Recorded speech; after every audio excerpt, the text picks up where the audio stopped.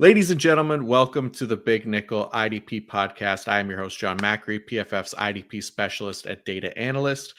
Offseason activities are in full effect across many dynasty leagues right now. And as always, trades are the hot topic as fantasy managers try to get out ahead of the market on players whose value may be appreciating or depreciating headed into the 2023 season. It's early in the year and a lot can still happen and will happen, but we know those moves are going to be made either way. So go get your trading fingers ready as we figure out which players to target and which ones to banish to the shadow realm. Let's get it.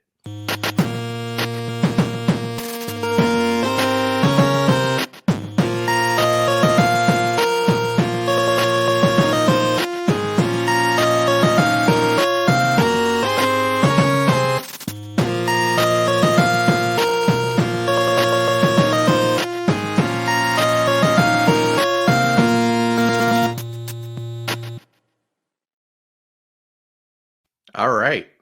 First off, before we even get started, if you guys are watching on YouTube, you just saw a fire intro video for the show, which I can't take any credit for. That's all Josh Raymer and whoever he hired to do that, because it looks damn fine. But just another reason to watch the YouTube for that alone right there.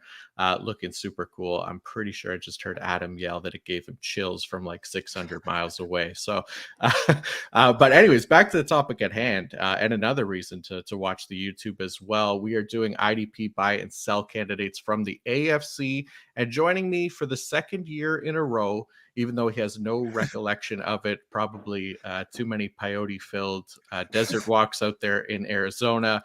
It's the young king himself, Evan Ronda. Evan, what is up, man? How's it going, Macri? I don't have any excuses because we did this last year. We even did the draft podcast, and I just had a big brain fart when I said that. So, let's we'll just start off on a new foot. Hopefully you don't throw me under the bus with your data and secretly have done a bunch of research about all my players and just how bad they actually are. So we'll find out how it goes, but I am excited to be back on one of my favorite shows ever. So it's going to be a really, really fun time. I appreciate it. And no, I understand. It's you do quite a bit of podcasting yourself over there, so it's easy to forget. And yeah, you filled in for this podcast a few times last season when my kid was born and we were in the hospital and stuff like that. So I appreciate you. And yeah, I'm glad you're back as well, because yeah, you're a fun person to talk to. You know your stuff, and especially when it comes to trading and things like that, you have really great insight. So I appreciate you coming on and talking some buy-sell candidates with me here.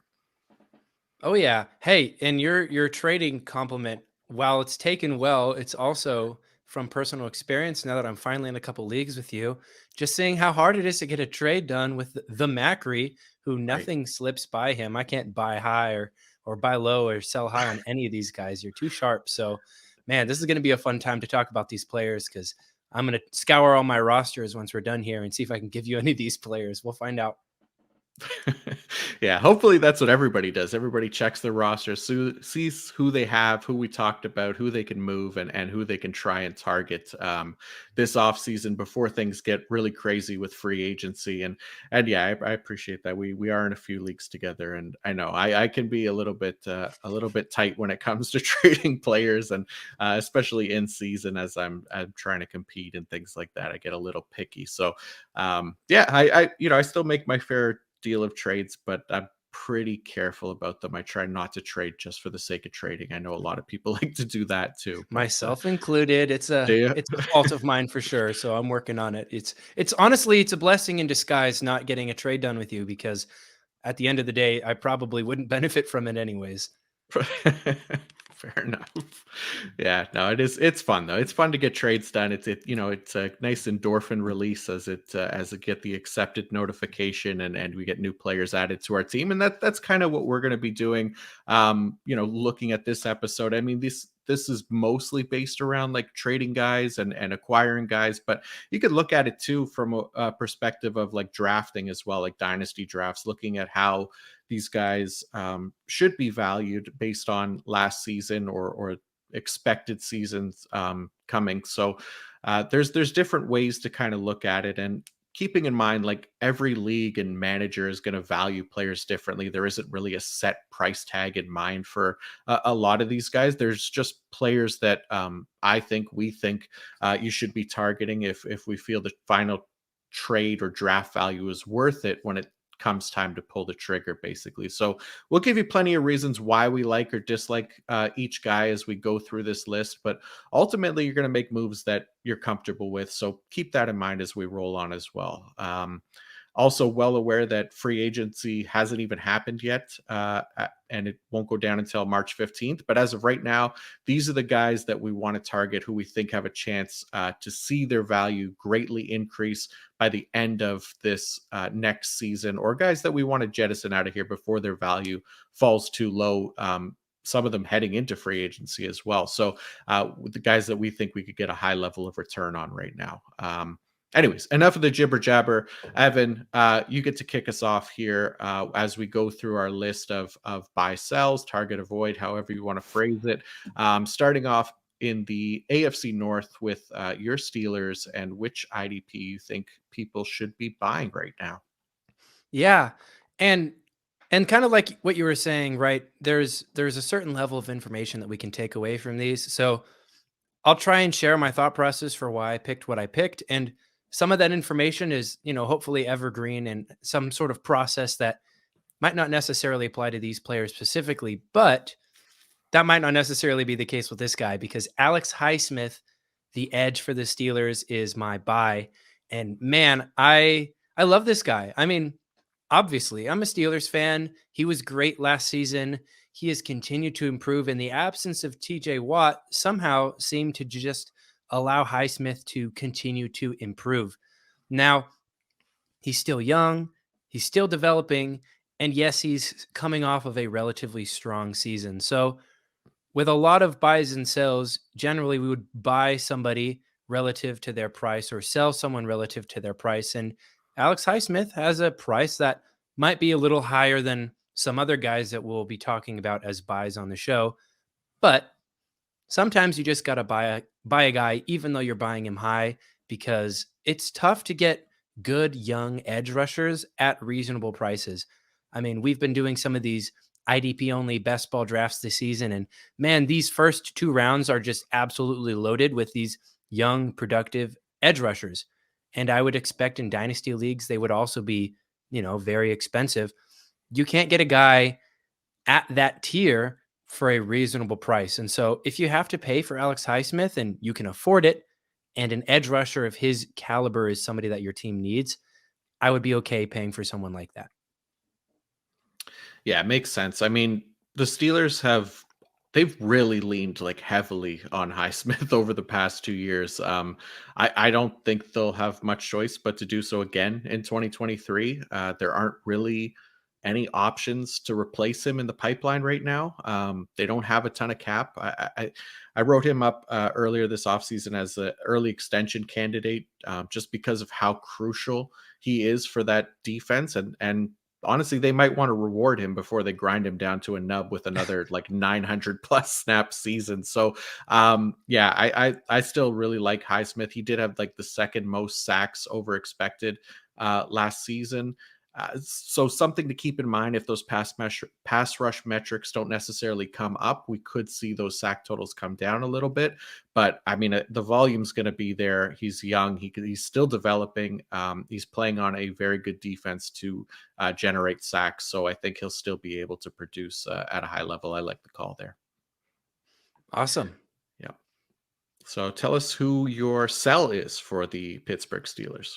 Yeah, man, I wouldn't be surprised if he has had his name mentioned as a sell multiple times on multiple shows, but my sell is linebacker Myles Jack. And I've kind of specified an if you can, right? Because sometimes you just can't dump bad players. He's granted the only linebacker left on the roster is Devin Bush and Robert Spillane are currently set to be free agents, but the Steelers should and probably will cut him and save $8 million in doing so.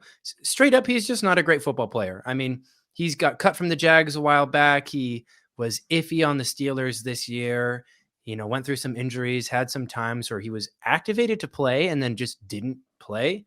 So, he might have burned a couple people there too. But simply put, if you can ever sell a linebacker and get a decent return, generally speaking, I would advise to do that with a couple exceptions here and there. But if you can sell Myles Jack with the expectation on our end that he's probably going to be a backup or rotational player on his new team, assuming he goes to a new team, you'll probably benefit at the end of the day if you get some kind of a return on that, in my opinion.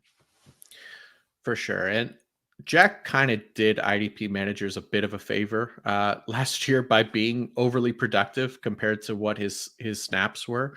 But I don't think there was really anything more telling about how the team feels about Jack than his usage near the end of the season. You touched on it, right? They were making a serious push for the wild card spot, and despite how productive he was, they clearly didn't feel comfortable with him playing significant snaps. I mean, they played Robert Spillane over him, which should tell you a lot right there as well.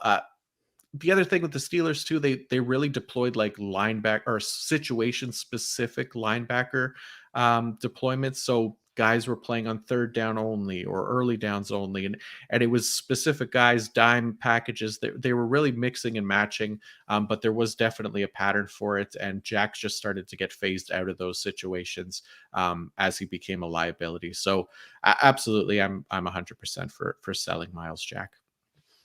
Awesome. I'm glad we're in agreement there. Whenever I think of like your stereotypical kind of trash, I don't want to say trash, but not great linebacker. I mean, Sure. Myles Jack comes to mind, Tay Crowder comes to mind, Alex Anzalone comes to mind. And so these kinds of guys, if they ever get an opportunity to score a couple points, man, that's like hot potato. Just dump them off to somebody, get what you Yeah. can, and get out while you still can. Absolutely. Yeah. And linebackers are easier to sell than most positions, right? People love linebackers. If they have a somewhat productive season, people are going to have eyes on them and they're going to probably want a chance to roster them, right? So Jack is one Mhm. of those guys, and he has decent draft capital from whatever it was 2018 or something like that, 2017, maybe second round pick. So there's still some value to be had for Jack if you can move him, if you can, like Evan said. Mhm. I'm excited to see. I'm cheating a little bit because I saw your list. I'm kind of Sure. trying to segue into this because this is a great player and I'm excited for you to talk about him. Yeah, so we'll move to the Cleveland Browns, staying in the AFC North, and you mentioned it too. Sometimes you have to buy good players at high price tags, and honestly, looking at the Browns, man, there's not a lot of players that I want to buy. So I'm putting Myles Garrett as my buy for the Cleveland Browns. We'll get it out of the way, but he's probably going to be the most expensive player to target on this list because.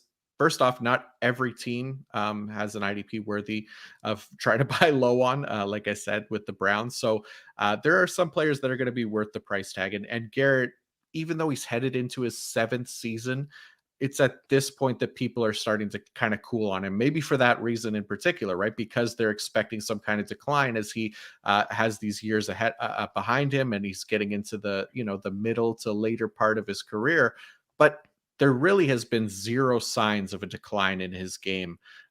In fact, he's actually never played better than he has in the past two seasons. He earned a 92 PFF grade in 2021 and then 92.5 in 2022, both of those making him the top graded player at his position. So 16 sacks in each of those years is really, really impressive. He even improved his pass rush grade this year to a 93.5. The guy really isn't playing any better. If you're finding that there's fantasy managers that are looking to move on, trying to get younger, and looking to move Garrett, if there's somebody that maybe wants to target a Will Anderson in the draft and they want one of those late first round picks, I would 100% buy Myles Garrett for a late first round pick in this year's draft with that in mind. So yeah, there's definitely a market where you could potentially buy Myles Garrett. It's going to be one of the tougher buys because anybody that is smart is probably holding on to him and letting him help win you championships. But there are going to be people that want to skew younger as well. So taking a shot to try and spend some capital, I think he'll be worth the price. Absolutely. And I think as we're in draft season, I mean, there's this thing called, prospect fatigue, which I'm sure you're familiar with, is just, we just kind of get tired of guys that we know are good, Mhm. so I think maybe we can kind of have something to be said here for Myles Garrett. Kind of like Patrick Mahomes, right? Like we just got these guys that are just really, really good at football, and they continue to be really, really good at football. But there's exciting new guys that you'd rather talk about. But truth be told, Myles Garrett is still playing at a defensive player of the year caliber level, and he is just continuing to be amazing. I mean, even just a quick thought, while we're talking about trading and the concept of value consolidation, trading multiple fewer things for one greater thing, there are very few assets in IDP that have value as concentrated as Myles Garrett does. You get one roster position with all of that production in it. And if you can trade multiple players, multiple assets for one asset, I mean, most of you guys that have been, playing fantasy football for a while know this inherently, but just kind of putting a name to it. Trade a bunch of guys for Myles Garrett, trade a pick for Myles Garrett, like Macri said, or do what you can, find a manager that is, a little tired of Myles Garrett, and do what you can, even if the sum of the parts that you're sending might be greater than what you're getting back. You have to account for the fact that you're getting all of that consolidated production in one roster spot, which is something that cannot be quantified. Beautifully put. Very well said. That's why we have you on the show, for beautiful insight like that, Evan. That's awesome. So yeah, you're absolutely right. That's exactly the mindset you should have when you're looking to buy a high end player. Not everybody on this list is going to be somebody you have to pay that capital for. There's going to be a few, but Myles Garrett is absolutely one you should be looking to do that with. So as far as sells on the Cleveland Browns, I am going to be going with safety, Grant Delpit. So he's coming off a 100 plus tackle season. He has that exciting draft capital that people love. He was a second round pick in 2021. Those are the kinds of things that we notice draw the eyes of dynasty managers, and it makes him a good sell candidate at a very replaceable position as well. Look, the guy played over 1,000 snaps last year. He even got a decent box roll, nearly 40%. So when you keep context in mind with those types of snaps, playing over 1,000 snaps, 100 tackles isn't really all that special, although you can sell it like that, right? He basically did as expected from that role. If people are watching that, they see his player card right now, it was slightly under. He was minus 1.5 below tackles versus expected. So it's not a bad thing, but it's also the work of your typical average safety in that exact role, which did lean heavily into his box snaps, right? So I think the box role is probably still going to be there under Jim Schwartz. He did play just as much single high during his tenure with the Eagles. Schwartz did, as Joe Woods did in Cleveland. But I think the big difference with Schwartz was there was more like man heavy schemes, so more cover one, where Joe Woods was more cover three, so more zone heavy over there. So we'll see how much that actually transfers over to the Browns, but that's kind of what the information is that we have most recently on Jim Schwartz. The difference in efficiency for safeties going from a cover three scheme to a cover one scheme is pretty significant. It's over a full percentage point in favor of the zone heavy scheme, the cover three scheme. So it's like 10.8% efficiency versus 9.4 for people who want the exact numbers. And then just building on the context of that, players playing over 1,000 snaps again, like Grant Delpit, that's a difference of about 15 tackles on a year. So which is about 3 games worth for most safeties, right? So just keeping something like that in mind. But again, anytime you feel you can get good value from the safety position in a trade, you do it. Delpit, someone who has value in dynasty circles right now, so you can capitalize on that and go find the next guy fairly easily. These tackle efficiency percentages just inject this directly into my veins. I need all of this in my life. I love this kind of stuff because this is really the point, I think, where we are at as an IDP industry, where we get the edge.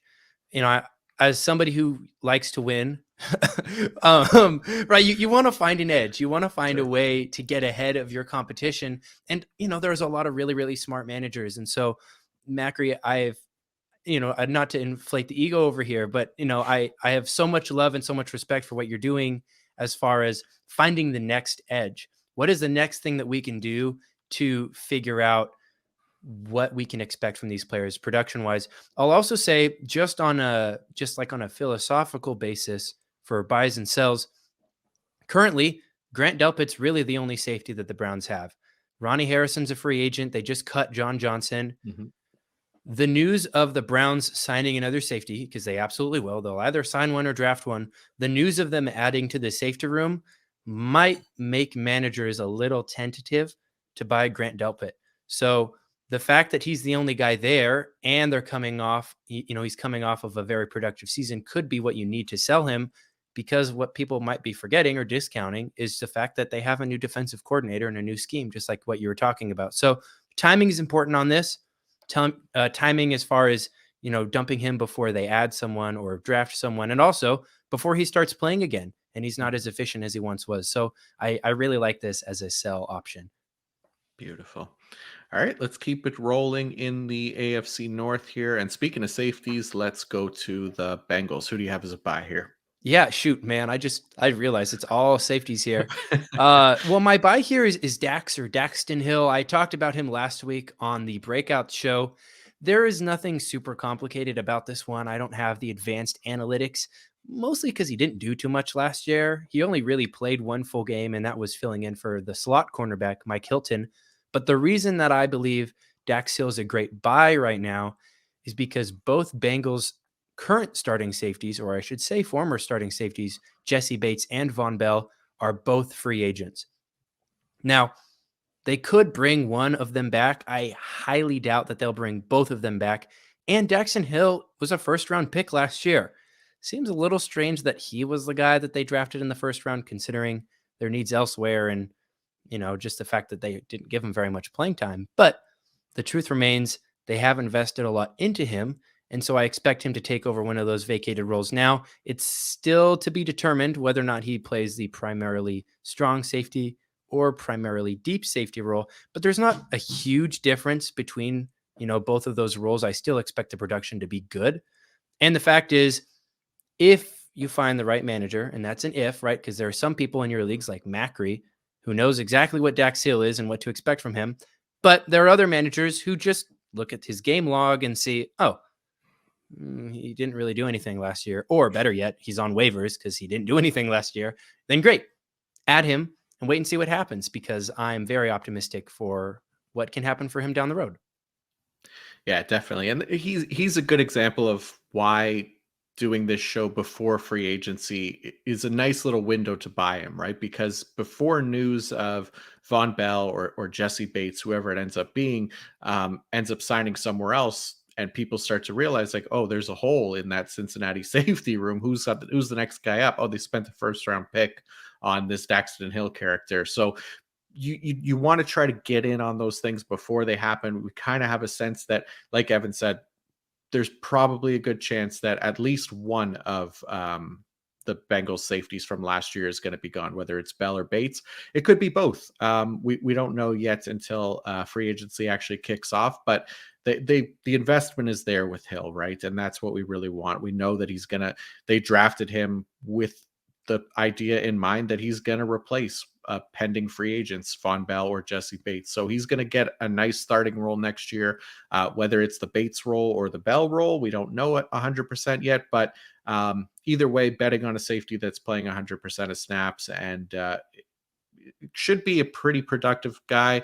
We'll see exactly where he lines up, but like Evan said, I don't think there's really too much of a price tag on him right now. I think you could get him fairly cheap, even in dynasty leagues. Yeah. And another quick thought as far as buys go, I have a couple of just bonus dudes thrown in here because I can't just choose one. Sure. Jermaine Pratt is interesting theoretically. So this might be right. If you're in a league with people that aren't super sharp, this might actually be harder than if you were in a league with people that are super sharp. Because my thought process when I think about Jermaine Pratt is he's a rotational guy, right? Logan Wilson's the main dude. But if I wasn't plugged in, I might not know that Jermaine Pratt is a free agent and a linebacker that could be sought after in free agency and upgrade potentially from a rotational role to a full-time role. Now, that's not as much of a buy as Dax Hill is, but just something I wanted to throw out as information that you can use as a listener because he's a free agent. He did pretty well this past season. Not necessarily something we need to touch on. If you have thoughts, we can talk about it after I mention the sells. But talking about the sells, right? We just mentioned these safeties here, Vonn Bell and or Jessie Bates. One of those is going to a new team. Sell defensive backs whenever you can. I don't even know if we've mentioned this on the show so far today, but defensive backs are one of the most volatile positions in all of fantasy football, and they're also one of the deepest positions in all of fantasy football. Basically, what that means is don't expect year over year consistency from that player. Unlike with wide receiver or running back, or even quarterback, if you're in a super flex league, where you invest your value into an asset and expect that asset to appreciate or sustain its value for a long time, defensive backs aren't the same way, right? You can have a guy that's the defensive back one year and be completely gone the next year, unless that player's name is Derwin James. I will give that. But with Vonn Bell and Jessie Bates, right? One of them's going to sign a fancy new contract with the team this season. When that happens, people are going to be like, oh, so-and-so just got a fancy new deal. They must be good. Great. Sell them. That's all you need to do. This is not a very high IQ take. There will be some of those later on. Don't worry. But as for right now, this is a very simple look. You're going to want to sell these guys anyways, because any opportunity you can get to sell defensive backs, do it. Here's your opportunity. Here's your game plan. Wait for them to sign a contract with the team. Boom. Put them on the trade block and see what kind of interest you can garner. Yeah. Yeah. I mean, yeah, well said. Again, like both these guys make a ton of sense to try and move on from. Again, like Jessie Bates is probably, I'd say, the most likely to go somewhere else. I think he's going to command a high price tag. I don't know if the Bengals are willing to pay it. So I could see him going to a new team, people being excited about it. Absolutely sell Jessie Bates. Vonn Bell, if he's the guy to go to, I mean, he was the one that got that box heavy role. He just didn't do much with it. You saw the card there for people that were paying attention on the YouTube, but Vonn Bell minus 20.3 tackles below expected. So really underperformed from that box heavy role.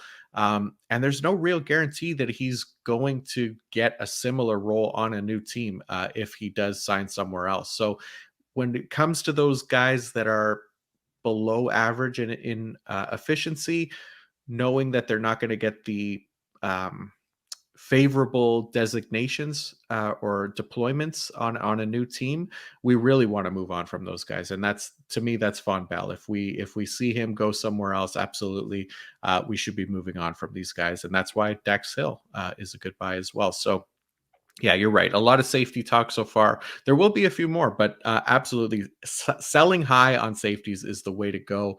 And I'm not usually one to buy safeties, but I will move on to the Baltimore Ravens here, where there's absolutely one that I have to name here, and one that I will be trying to buy wherever I can, wherever I don't have them already this offseason. And that is Kyle Hamilton of the Baltimore Ravens. So this one, honestly, like I said, going to be one of my biggest priorities to acquire where I can this offseason. I think we said this last episode, but I don't think there's a safety with more upside in a full-time role than Hamilton, based on what we saw as a rookie in a limited role and what we know about him coming out of college as well, right? He's an athletic playmaking safety. He has that ability that made him the first-round pick last year.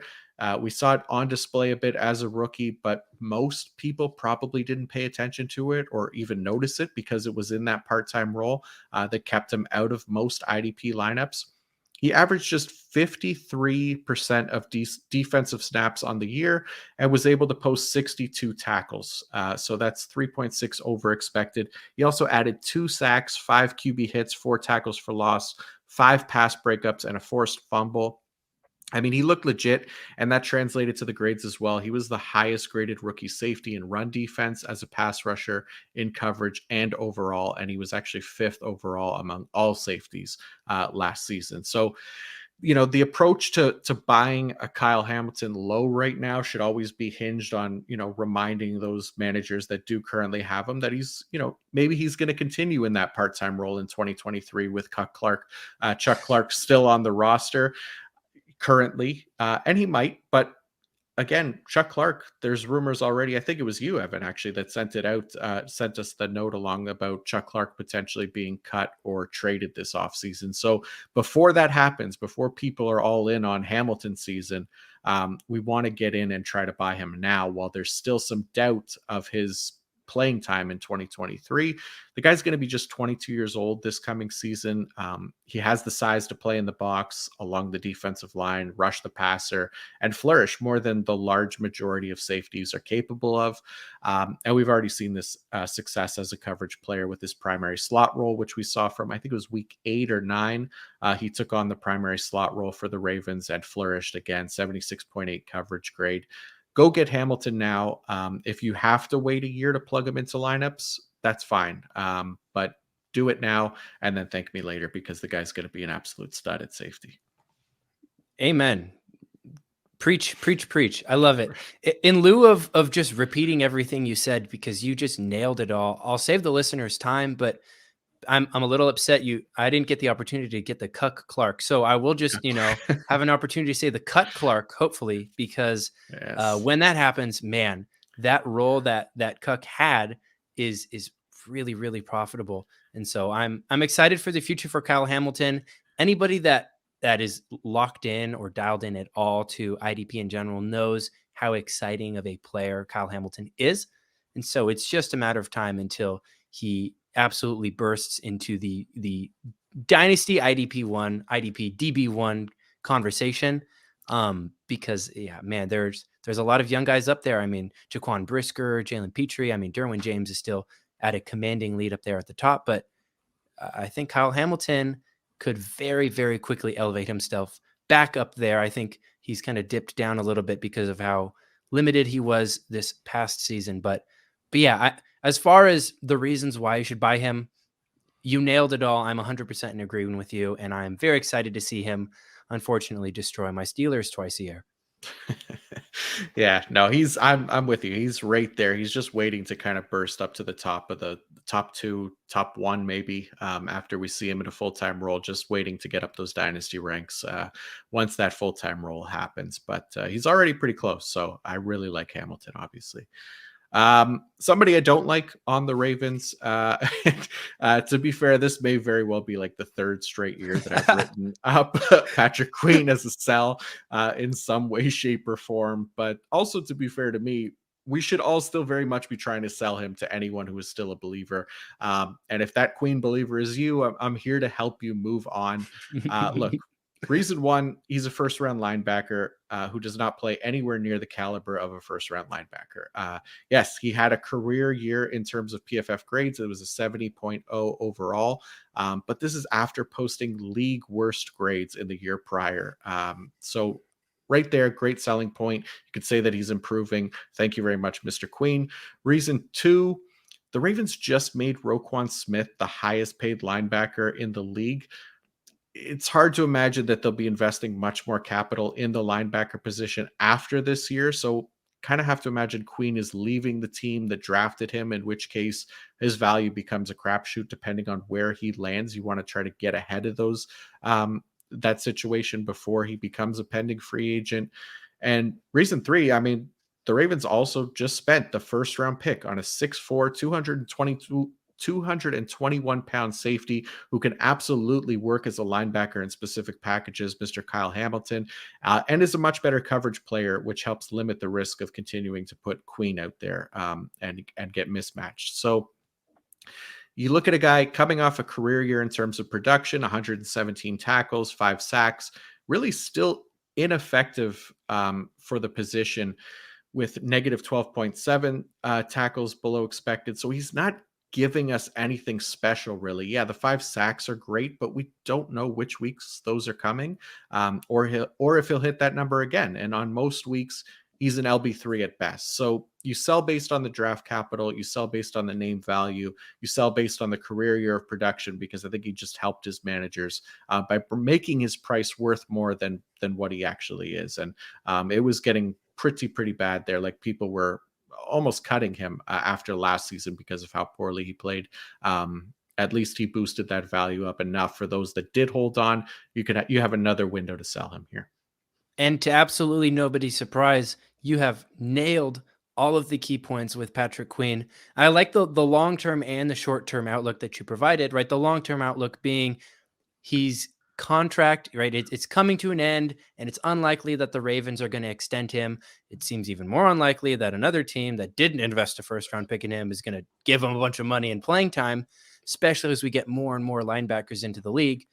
And the short-term perspective too, which is just he came off a career year, and people like linebackers. They're shiny. They're fun.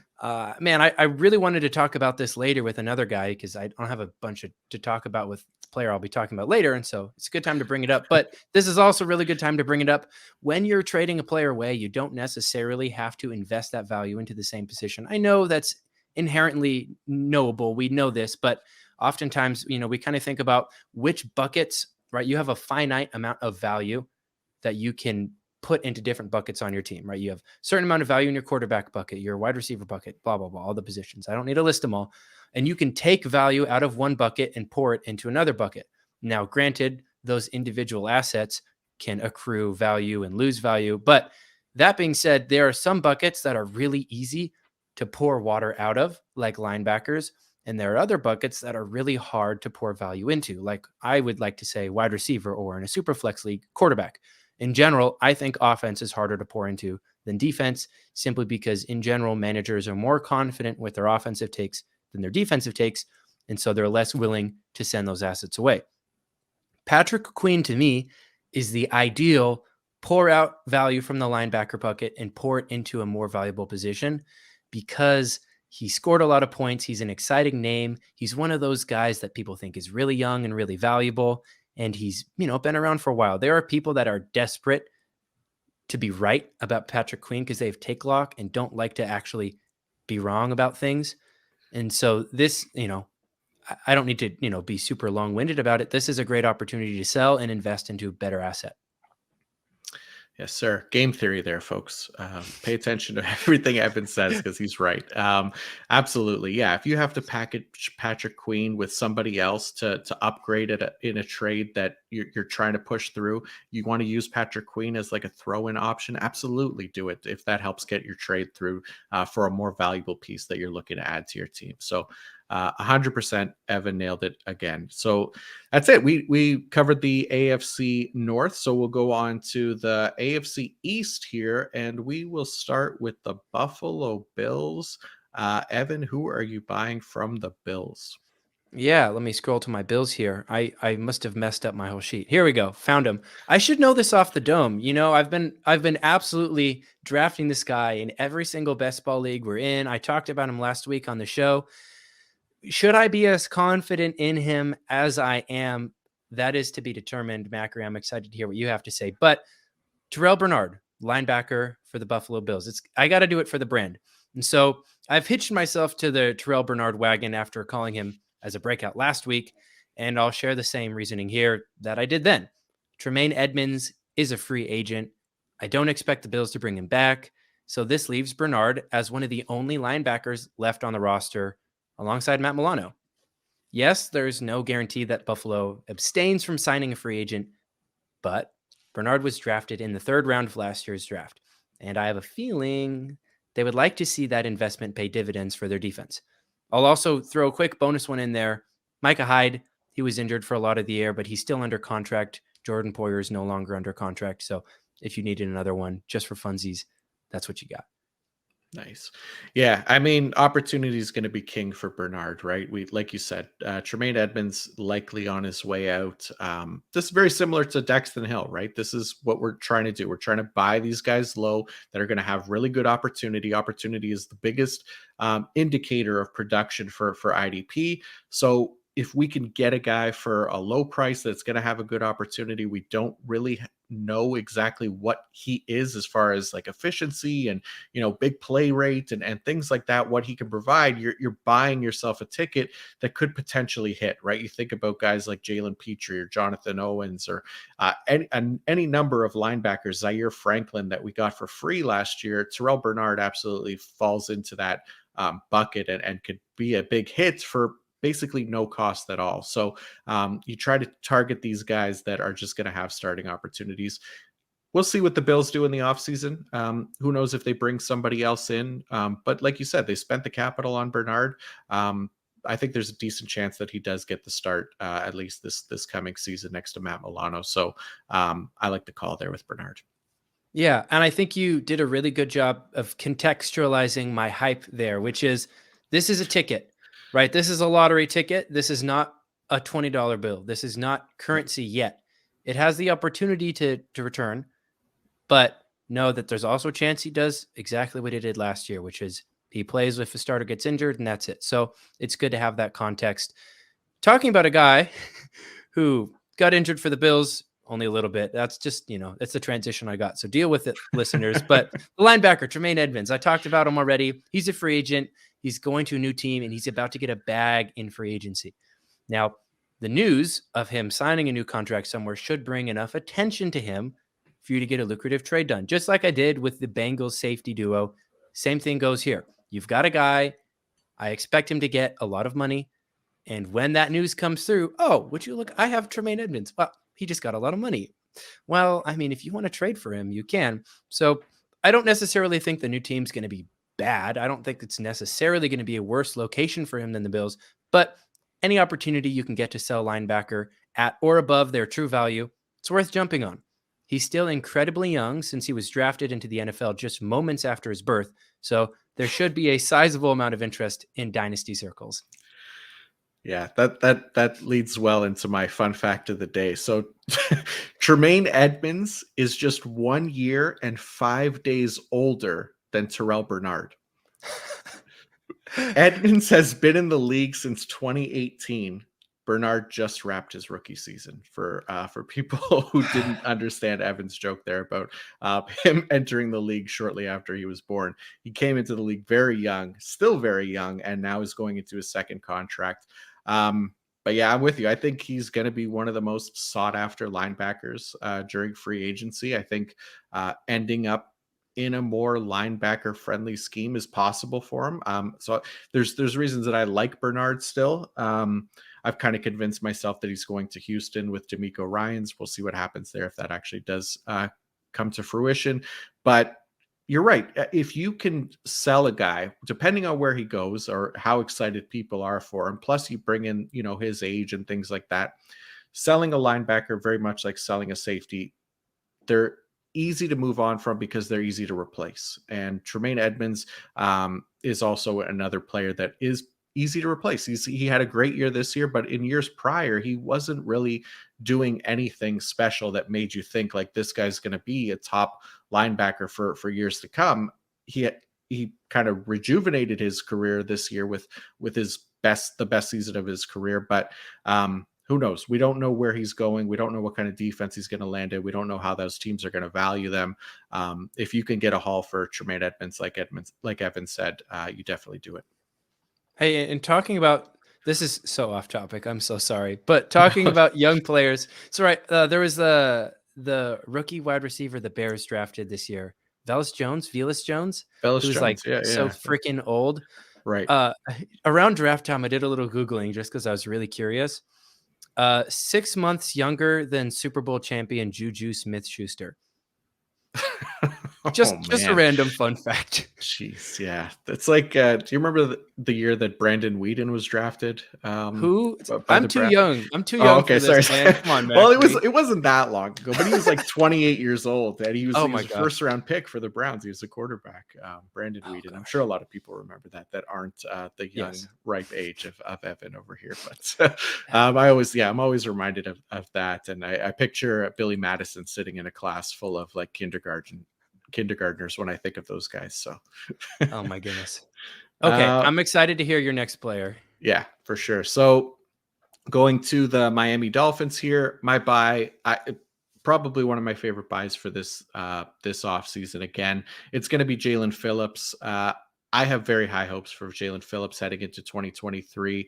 And some of that is based on just loving him coming out of college. He was my IDP 2 behind only Micah Parsons pre and post draft. And he showed everything that had me excited about him then in 2022. His rookie year was good. And even the 8.5 sacks that he had as a rookie didn't have me as excited as what he showed this year, where he flashed that strong run defense ability, while also being an excellent pass rusher that could win in a variety of ways. And we really saw that this past year, even though he managed just 7 sacks, he finished the year as PFF's number 6 graded edge defender, 87.7.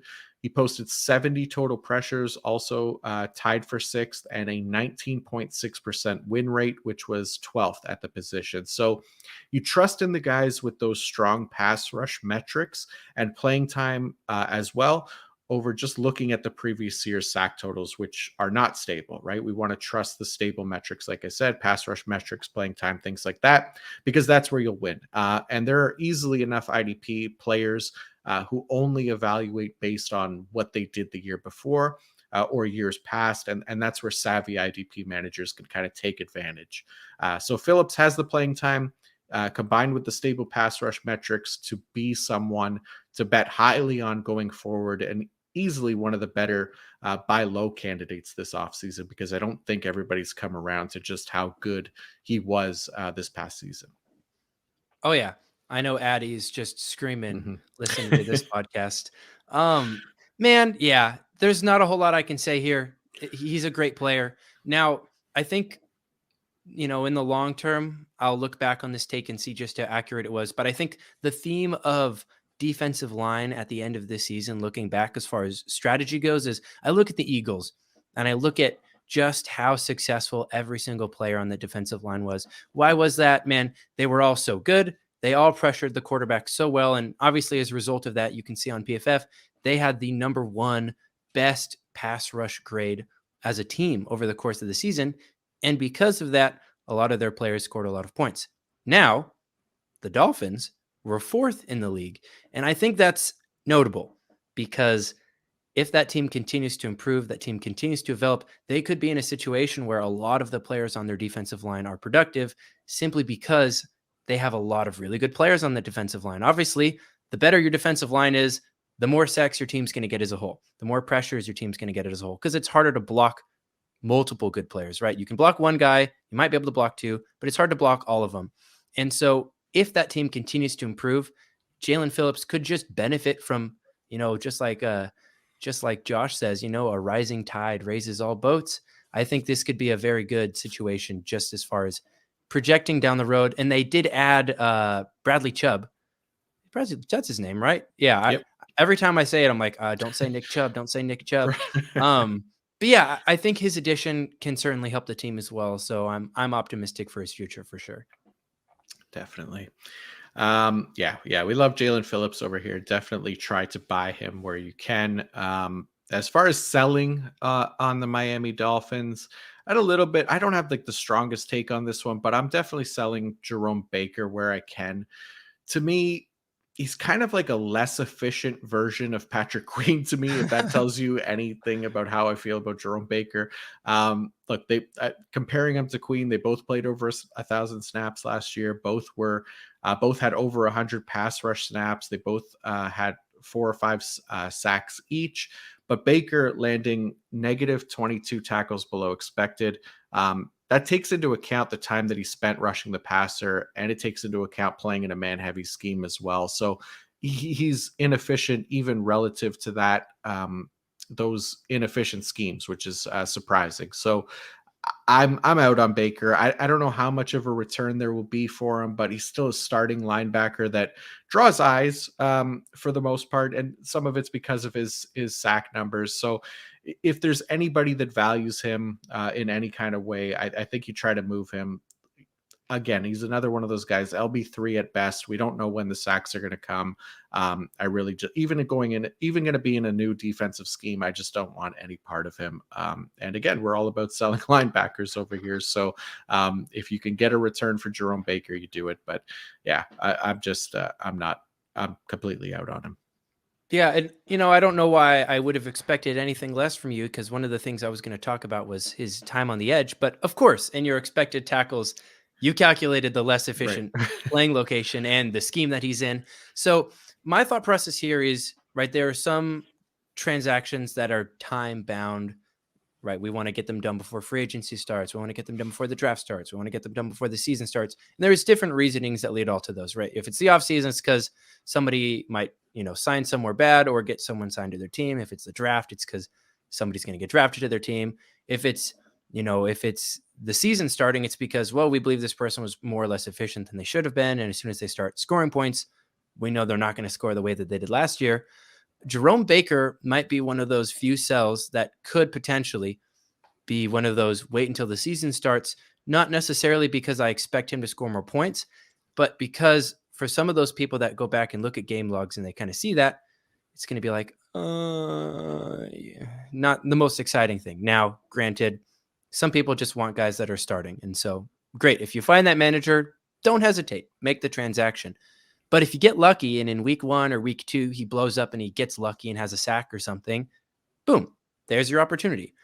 Now, maybe you just wait, or rather you don't wait, but maybe you have to because you can't sell him. But he's certainly not a drop by any means. He is an asset that has the potential to accrue value subjectively. Yeah, I was going to say subjectivity, but subjectively, right? There could be a manager that sees a spike week and decides, yep, that's my guy. I'm going to go try and trade for him. Just trying to add some more context to the timelines of these buys and sells. But I am absolutely in agreement with you. Jalen Phillips is just not efficient, and it's, a little kind of confusing why that is. But the truth is the truth. He is what he is, and there's a transaction based upon it. Yeah. And to be fair to Baker, like he could very well have a better year in Vic Fangio's defense than what he has under Josh Boyer. But it's like how much of a difference that's going to be, I don't know. He's already shown to be kind of this inefficient player, and that tends to be more sticky when it comes to like linebacker efficiency year over year than being overly efficient. So that's kind of what worries me with him, is that even in a better scheme for production, I'm just not convinced that he's going to be worth all that much more. So yeah, like you said, if there's somebody that wants a starting linebacker, Jerome Baker is on the block. Mm-hmm. All right. Let's go to the New York Jets. You have a buy on the edge for them. Who do you have? Yeah. Can I just say Breece Hall? I mean, please, goodness. Breece Hall, I love yeah, that that's guy. the one.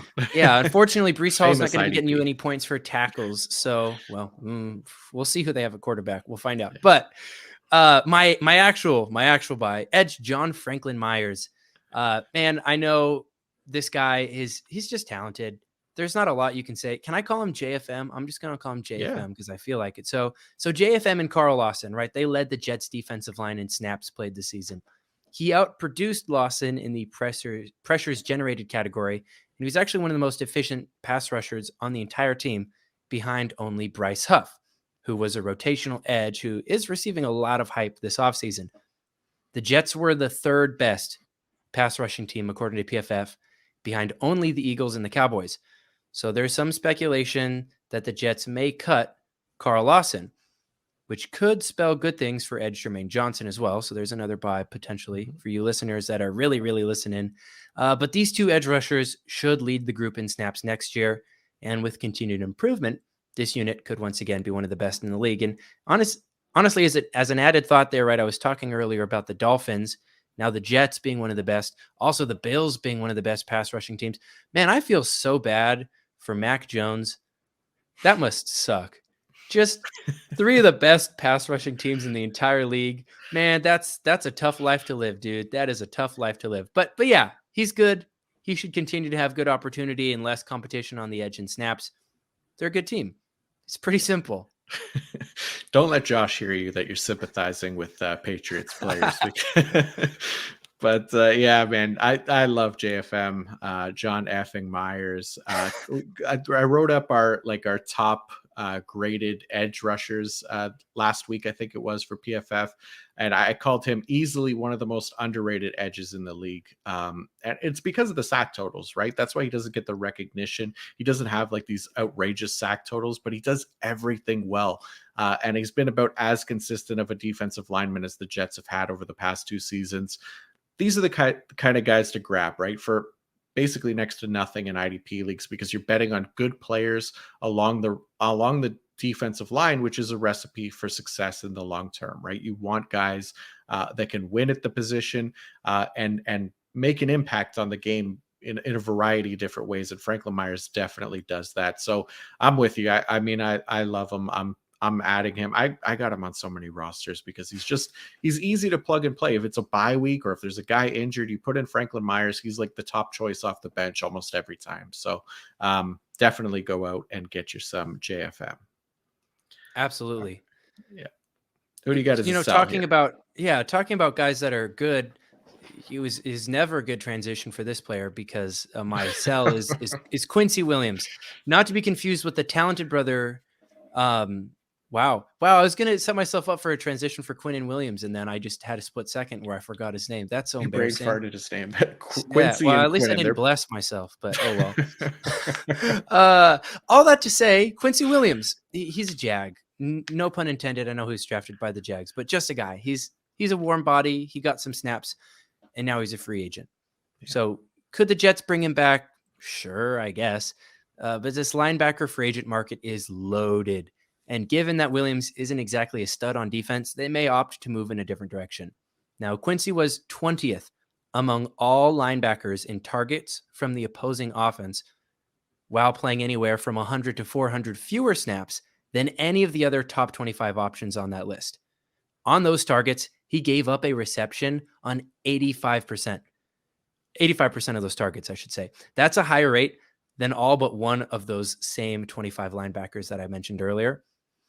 And I don't really expect him to land anywhere with favorable usage. I have one more fun stat, actually. I forgot this. He was 8th out of 25 in passer rating allowed when targeted, also among those 25 guys. I thought that was pretty fun. That's some PFF data for you, Macri, because there's just so much good information over there. But yeah, right. So we got good usage with the Jets, and he's a free agent. He's not going to get signed to a team that's going to give him as favorable usage. I hate to be the bearer of bad news. I hope he gets some money, feed the family, or just mooch off your brother. But it's really simple. He's a free agent, and his best days are likely behind him. Yeah. I mean, yeah, I like the way you said it there. He's one of those guys. He's just a guy, right? And I don't think there's going to be many teams that view him as like a starting caliber linebacker once he hits free agency, assuming the Jets don't bring him back. And even the Jets, who knows, they may replace him as well, even if they do keep him on the roster somehow. But I just don't see it. There's nothing really there with Quincy Williams. Interestingly, like when I pulled his player card, you look at some of the like first contact rate, tackle for loss, no gain rate, things like that. Like he's, for the most part, doing the right things to put himself into position to make a tackle. But because of like missed tackles and over pursuing or getting blocked out of a play, he just doesn't finish at an expected rate for his position. And that's been the case for 2 years now. There's no real reason to be optimistic that that's going to change. So absolutely, you move on from Quincy Williams. I think his starting days in the NFL are done, outside of maybe like an injury fill-in at some point in the season. All right, let's go to the New England Patriots here. I'll start with the buy. So there's a chance I had this guy as a buy last year, or maybe it was Kyle Duggar last year. But Christian Barmore is a buy for me for the Patriots defensive tackle. Typically, you don't want any Patriots IDPs, so the list of guys that are actually worth acquiring is pretty thin. Although I think you could make an argument for like Duggar or Josh Uche.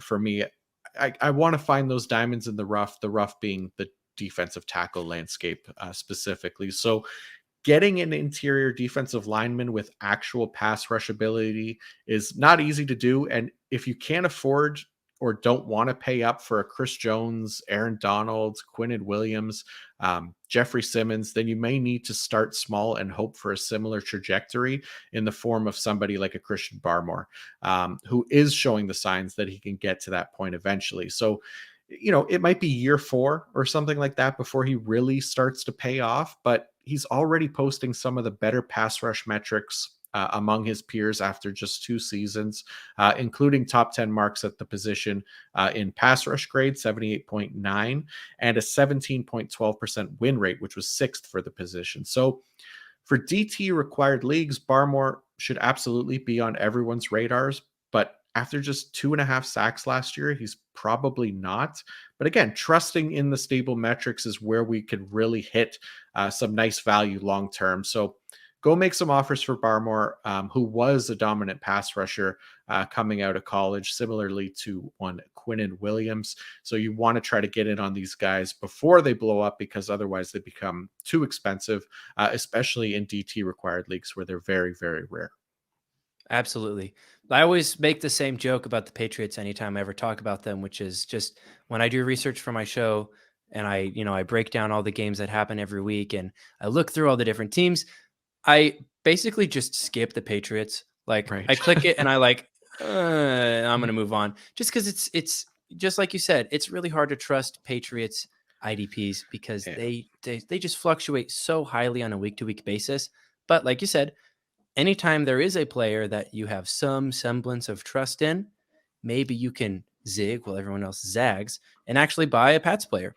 And if there was ever a time to do that, it would be here. Now, if there was ever a time not to do that, it would be your sell here. So I'm very invested in and your reasoning, which is kind of sort of along the same lines, but your reasoning here for your sell player.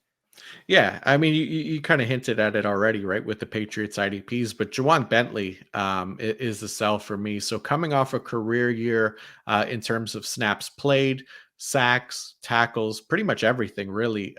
But when you have a Patriots IDP coming off a career year, that's the first sign that you should probably sell them. I mean, hell, you could probably put Matthew Judon or Josh Uche in this spot as well, but selling linebackers coming off strong years is a much simpler game and easier to replace that production the following season, as we've already alluded to multiple times in this episode. But, Belichick's going to find a way to cut those snaps back down to the 600-700 that he was used to in previous years. There's also the chance that the Patriots can add at the position this offseason with a fairly strong linebacker class and really muck things up for Bentley. So he's been a really good NFL linebacker, but keeping in mind how the Patriots rotation factors in on a weekly basis, I wouldn't be surprised at all to see Bentley come back down closer to those career average snaps next season. Yeah, it's a really simple take here.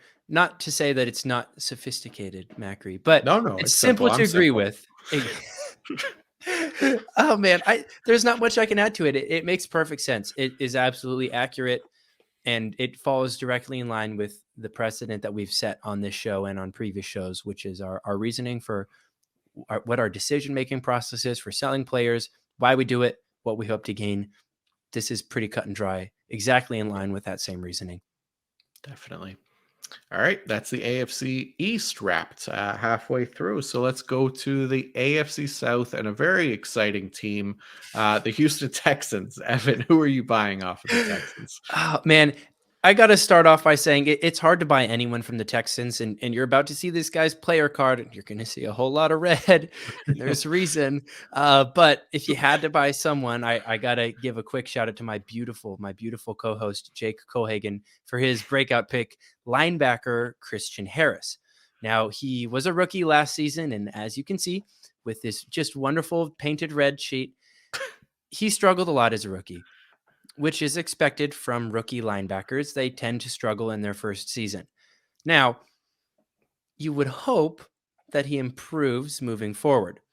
Now, what I'm not hoping on, but expecting, is that he gets the volume next season. Now, they have a new defensive coordinator, but that defensive coordinator is coming from the 49ers, who use two linebackers a crap ton.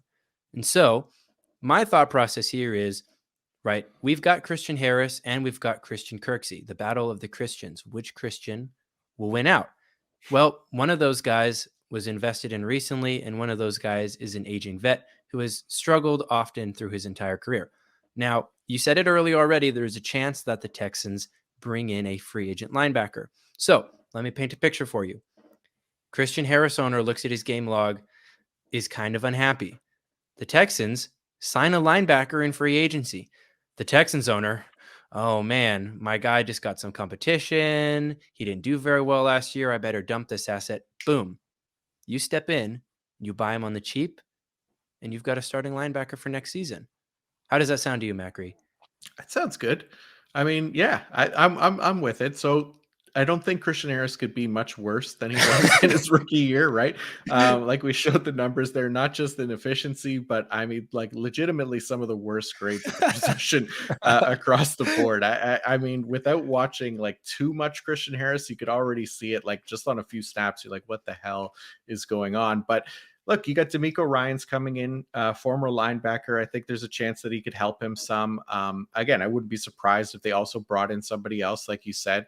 But I think, yeah, you nailed it, right? He's probably the only linebacker currently on the team that is like an obvious part of their future plans, at least for now. So, we don't hate all linebackers. We don't try to sell them all. We could try to buy a few too. And buying low on Christian Harris after a really down year is not the worst idea. I think you could get him for a fairly cheap price, and yeah, it could be worth it. I think there's going to be volume to be had under D'Amico Ryans in Houston still. And yeah, I'm with you. Christian Kirk, he's got to go too because he's been useless. But absolutely, Christian Harris is a nice little target to try to buy low on.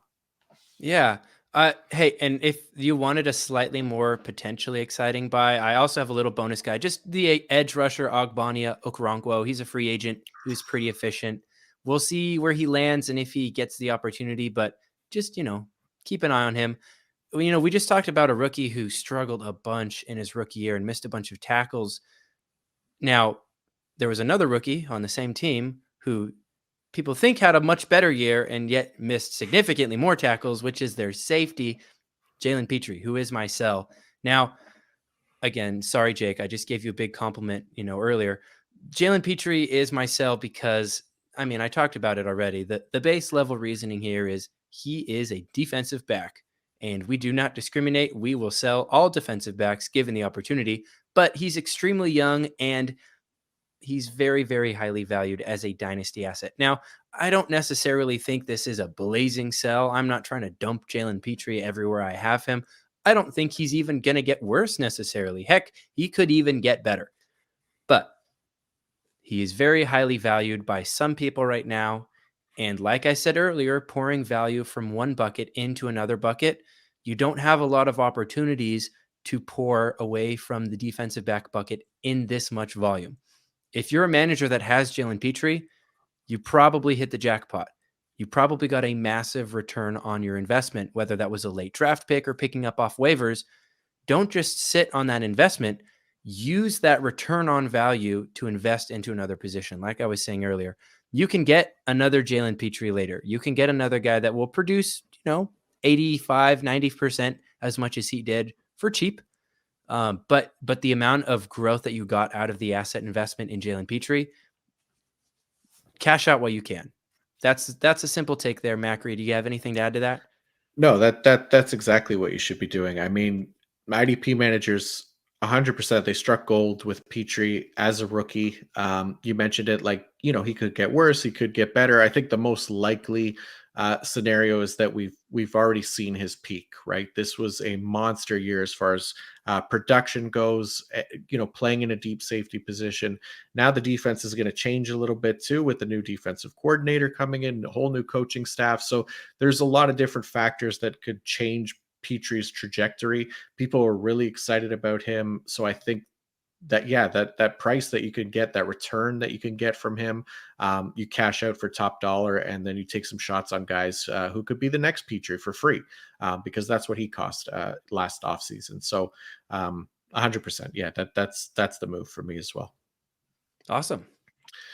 All right, let's go to Indianapolis. I am going to actually be buying. So this is a weird one, but I'm going to be buying Shaquille Leonard. I think there's definitely a risk with this one because we don't know exactly what Leonard's 2023 is going to look like, with his health being in question and keeping him out almost all of last season. I think he played just 74 snaps. Yeah, there it is, 74 snaps. So look, he had this back surgery in 2022. I think it was in November. So absolutely a reason for concern. But for those that are optimistic about modern medicine, he's one of the safest bets in the league to be a tackling machine in an every down role as long as he is healthy. So yes, definitely a risk, but I think that risk creates the best buy window of Leonard's career for IDP managers who maybe have always wanted to acquire him for their fantasy rosters. Now's your time to get him while he costs very little to acquire, while there's still this doubt surrounding him. You may be able to get him added into a larger trade if you're looking to do it. But yeah, I kind of optimistic. I'm not usually that optimistic of a person, but look, hey, I believe in modern medicine. It's it's done wonders. There's a lot of miracles that they perform. So I'm gonna say that they're gonna fix his back and that he's gonna be back out there and racking up tackles as we like. So look, I could very well be wrong. I probably will be because that does happen, believe it or not. But I'm going to take the chance. As long as the price is low, that's where I'll try to acquire Shaq Leonard. But at his previous prices in previous years, there was no chance I was buying him. So now's a good window for that, anyways. Hey, you've got more faith in modern medicine than Byron Jones does. That's for sure. Right. Oh Yeah. gosh. I have a random slight tangent. It's relevant to the conversation, but Mhm. something, I've just kind of thinking about, which is as far as like fantasy trade morality, like where do you fall on the line between what kind of a trade partner you want to be? Because on one hand, right, your number one goal in fantasy football is to win, or, maybe it's to have fun. You can have that debate with yourself.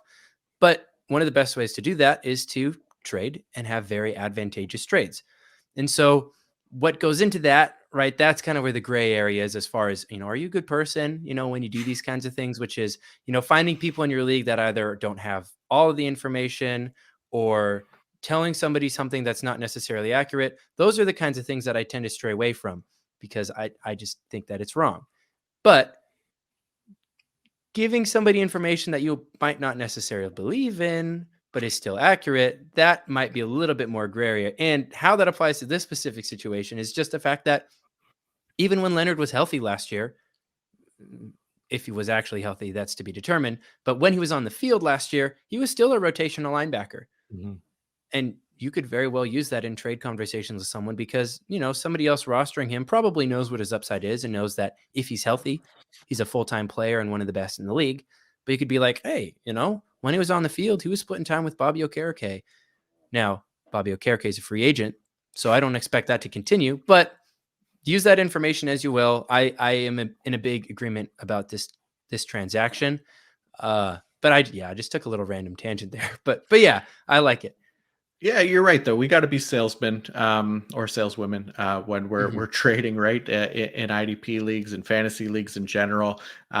You got to be able to at least have some conversation if somebody has any doubt. Like, here are some reasons why you might want to that you never thought of, right? So, yeah, I mean, as long as you're not outright lying to somebody, giving them information that you say you have that doesn't actually exist or anything like that, then look, we all got to try to make our money somehow and win some trades and win some leagues. But yeah, be reasonable about it at least.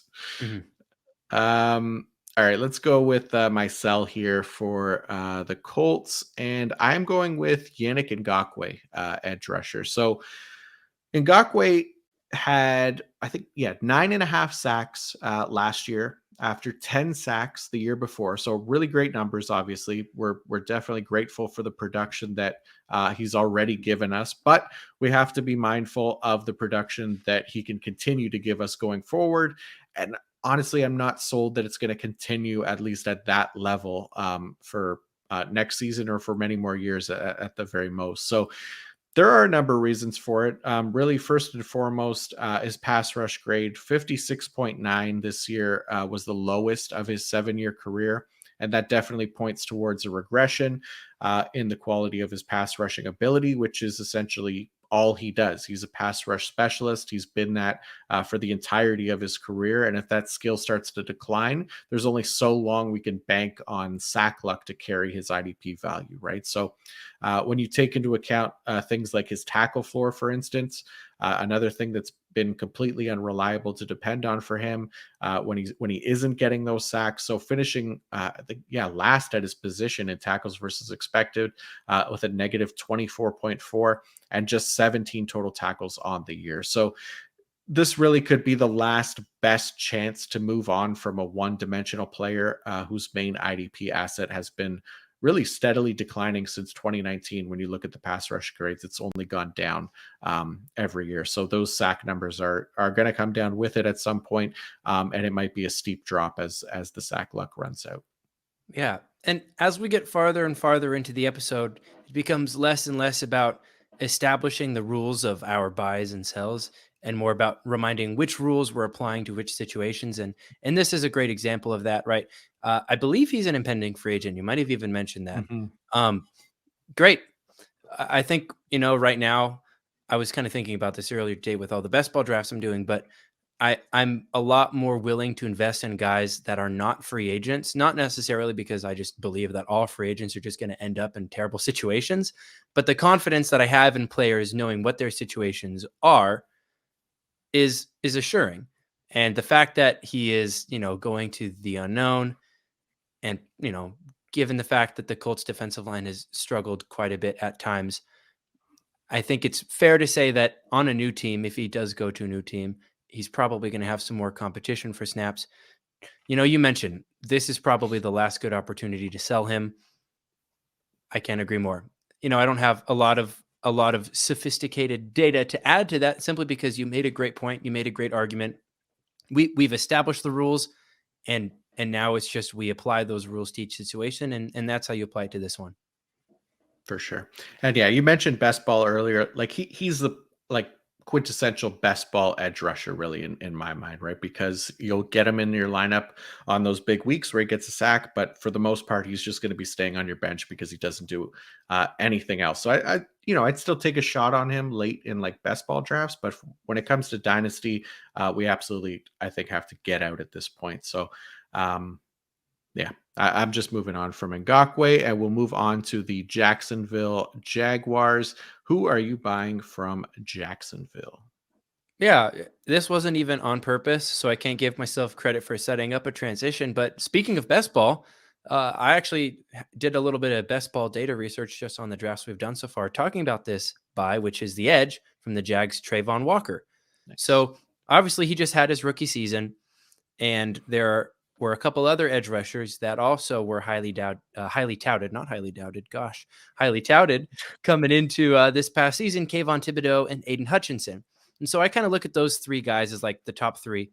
Obviously, we have some other guys, Jermaine Johnson, George Karlaftis. I'm not going to get into those guys. I'm really just thinking about those three guys that were taken near the top of the draft.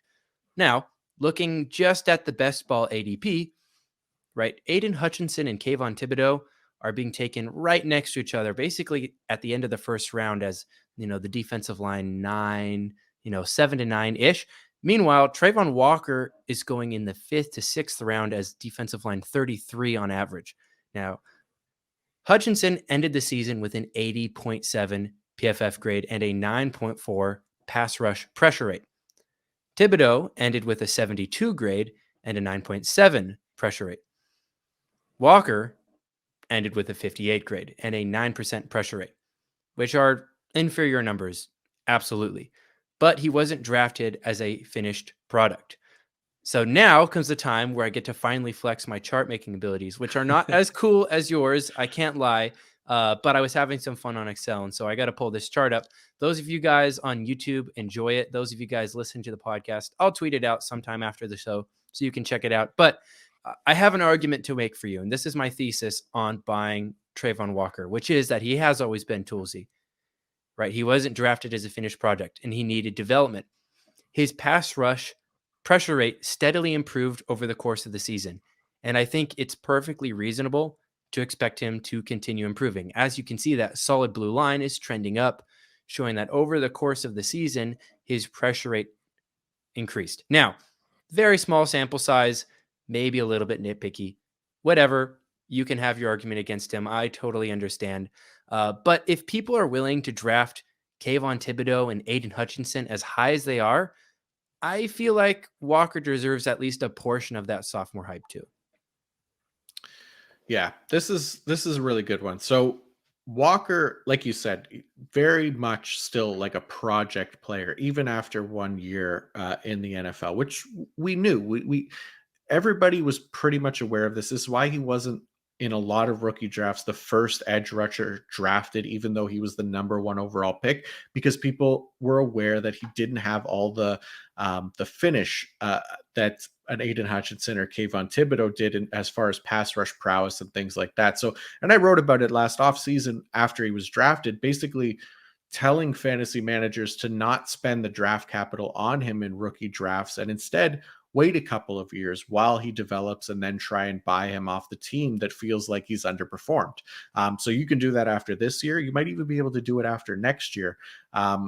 So there's going to be good buy windows, I think, for Walker over the next year or two before he really hits his stride in the NFL, assuming that athletic ability translates to pass rush ability, similar to like a Rashawn Gary. It took Rashawn Gary, I think year 3 was when he really started to come on and show everything that made him a high pick in the NFL draft, where he really wasn't showing it early on, but he had the athletic ability. So Trayvon Walker, I mean, a much better athlete as far as like what the metrics show and everything, and his speed and all his testing than we've ever seen. So if he gets the pass rush metrics to go along with that athletic ability, I think he could be off the charts. But I think he's one that, yeah, you don't draft originally, but he's somebody that you could buy, like you said, whether it's this offseason or next, before he really explodes and starts to show the production to follow basically his pass rushing ability. Yeah, absolutely.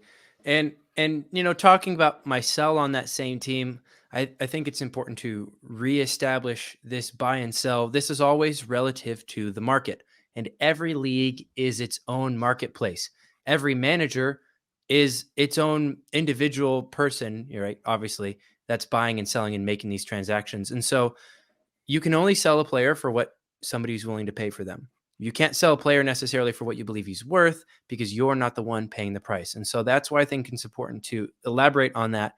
As I mentioned, my sell, which is the linebacker, Devin Lloyd. And so the reason I say that is because I believe this is somewhat of a niche transaction, right? Like I said, buys and sells are always relative to the market. And Lloyd lost playing time down the stretch of last season to fellow rookie linebacker Chad Muma. So given that, Lloyd was still an extremely exciting first-round linebacker heading into last season. So if you're in a league with a manager that still values him to that degree, who's willing to completely ignore this somewhat concerning loss of playing time, you might be able to flip him for a cheaper option and profit elsewhere. So again, this isn't the most intellectual take.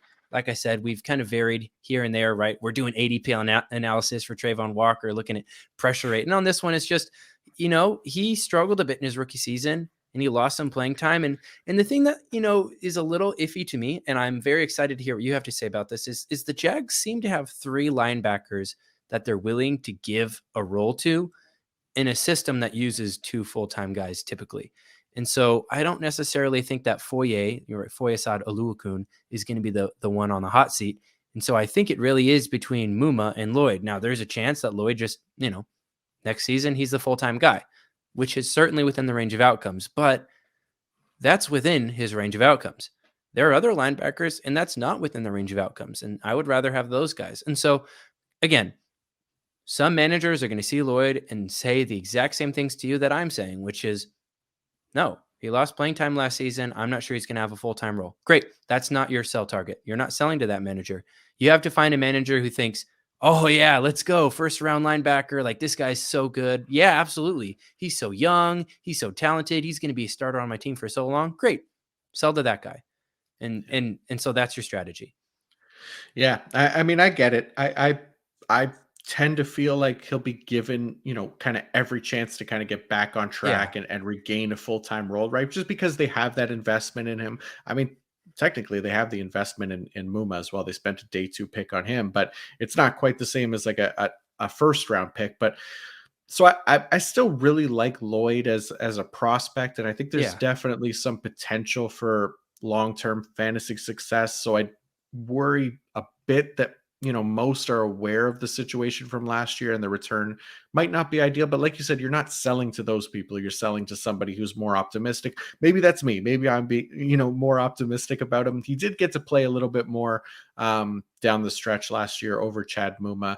And, just looking even at like the first I think it was 3 weeks. And again, small sample size the first 3 weeks of the year, but he was, that all the struggles that came later in the year, they weren't anywhere near. He was being talked about as one of the most exciting young best linebacker prospects out there because he was playing so well on the field. He was making plays, he was doing everything, and the grades back that up as well. But for whatever reason, that just started to decline as the season went on, and then his confidence got shook, and they started to mix him in with Muma. So I think another full off season that they'll get him out there. They'll try to work with him a little bit more, probably get him on the field more, but it's a risk, right? That's the thing. He now carries this risk with him, and for people that are risk adverse and don't want to take part in what could be a shaky situation, then yeah, you move him. For anybody that's optimistic and is willing to pay a price for him. So Yeah. yeah, I hear you for sure. And I'm glad that you say that, and I'm glad that you don't just go into this and say yes, I agree, right? And I appreciate that context because I think it allows for another opportunity to kind of explain the buy and sell situation. Like imagine just like a number line in between a 0 and a 10, and the 0, I guess I'll have to mirror it for YouTube. And the 0 is like a 0% chance that this player is good, and a 10 is 100% chance Right. that this player is good. Ask yourself where you are on that number line. Give yourself a number. Maybe that number is 8. And you're like, I'm an 8. Yeah, like I guess technically I could be a 10, but I'm an 8 just because I'm a little iffy about it. Right. So the 8, if the 8 is the one that has Devin Lloyd, maybe the 8 would sell to a 10. But there are also people out there who are a 6. And maybe the 6 is the one that has Devin Lloyd. And just like Macri was saying, if you're the 8, sure, you might not be a 10, but you can still buy him from the team that's a 6 if you think you can make a profit on that transaction. So every buy and a sell is just a speculative, where are you on this scale of your confidence or how much you like this player? There is always a chance somebody likes a player even less than you do, even if you don't necessarily like a guy, and maybe you could consider buying them. And if there ever was a guy to do that, oh my gosh, Devin Lloyd is absolutely that guy. I still love him. I still think he's super good.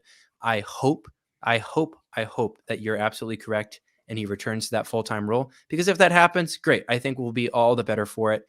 Every single linebacker that gets a full-time role is good in my book. And so that's our context for the situation. I like it. I like the analogy. That's a great way of putting it, and I think helps people kind of understand, why you should sell and to who you should sell as well. So that's perfect.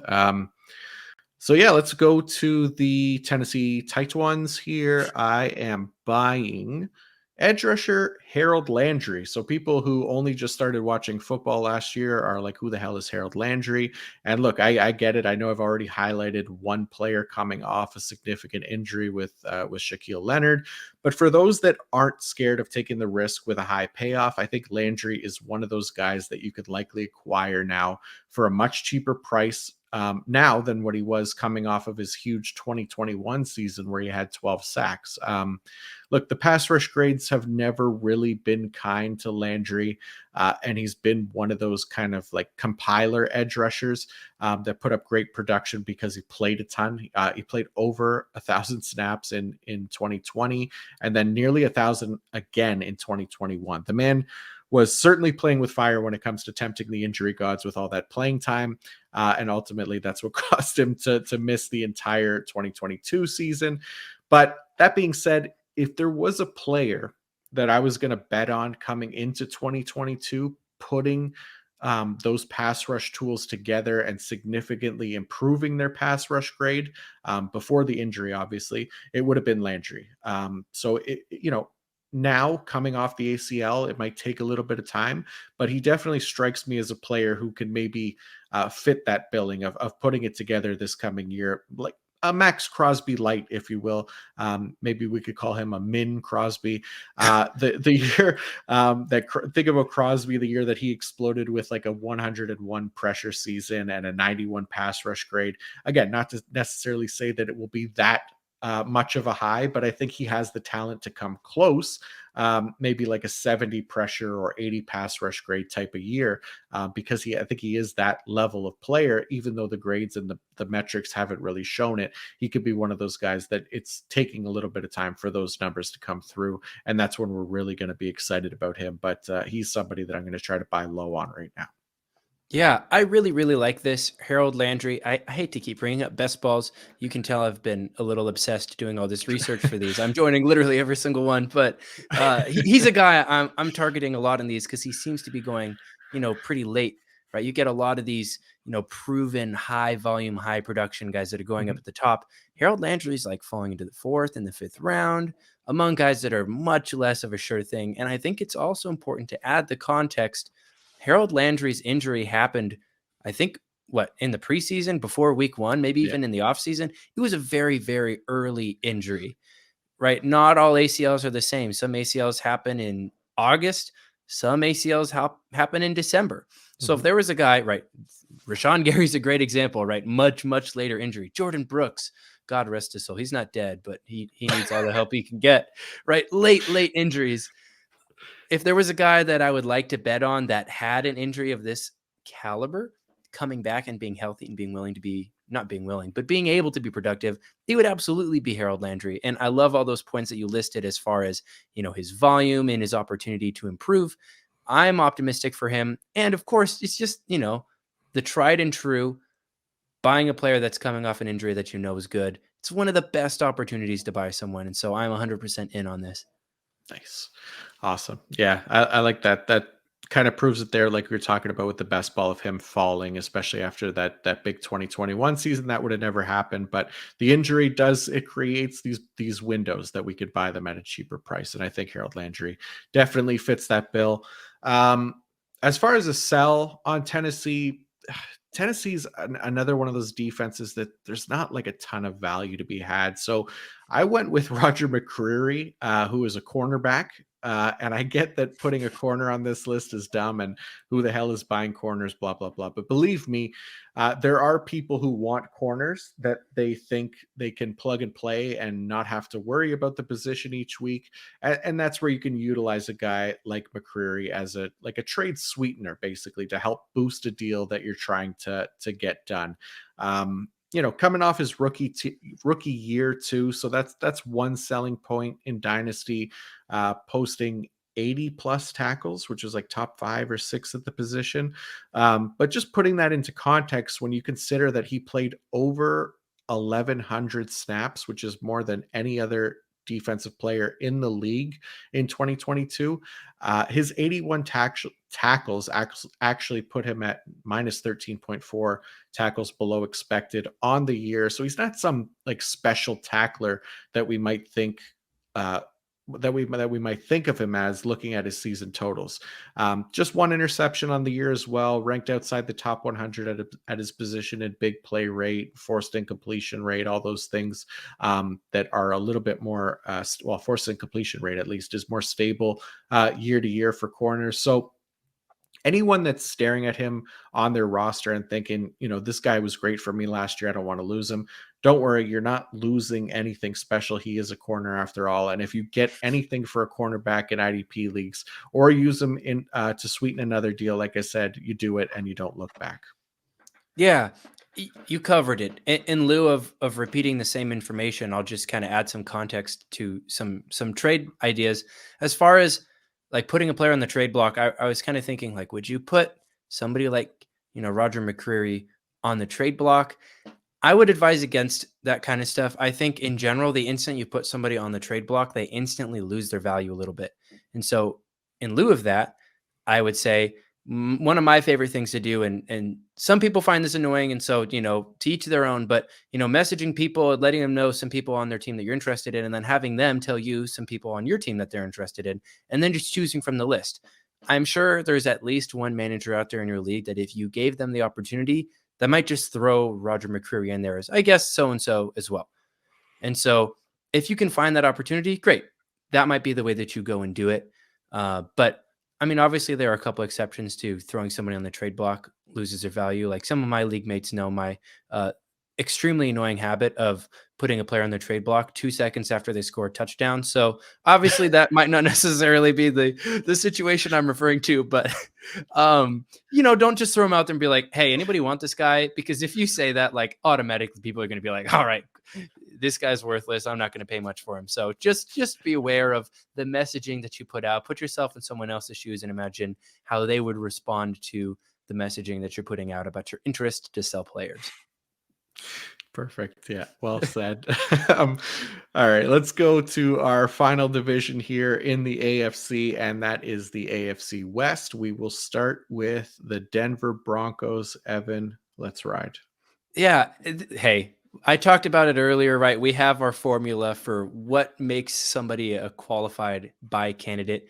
It worked for Dax Hill. It's going to work for Denver safety, Caden Stearns as well. It's entirely dependent upon the Broncos choosing not to re-sign Kareem Jackson. And when Justin Simmons, their other safety, right? So Kareem Jackson, Justin Simmons. When I was new to IDP, I would always listen to these podcasts and hear these player names. Be like, wait, who the heck is that? Wait, who the heck is that? So I'm trying not to do that. But Kareem Jackson is their free safety. Justin Simmons, their strong safety. Don't hold them to those titles too heavily because they've got a new defensive coordinator. So things are all subject to change. But when Justin Simmons, who was one of their starting safeties, when he was injured from weeks 2 through 5, Caden Stearns filled in for him, averaged 5 tackles a game, and even snagged 2 interceptions against the corpse of Matt Ryan in the worst football game the world has ever seen. So if Stearns secures a starting role, I would expect him to be a start-worthy safety in most formats.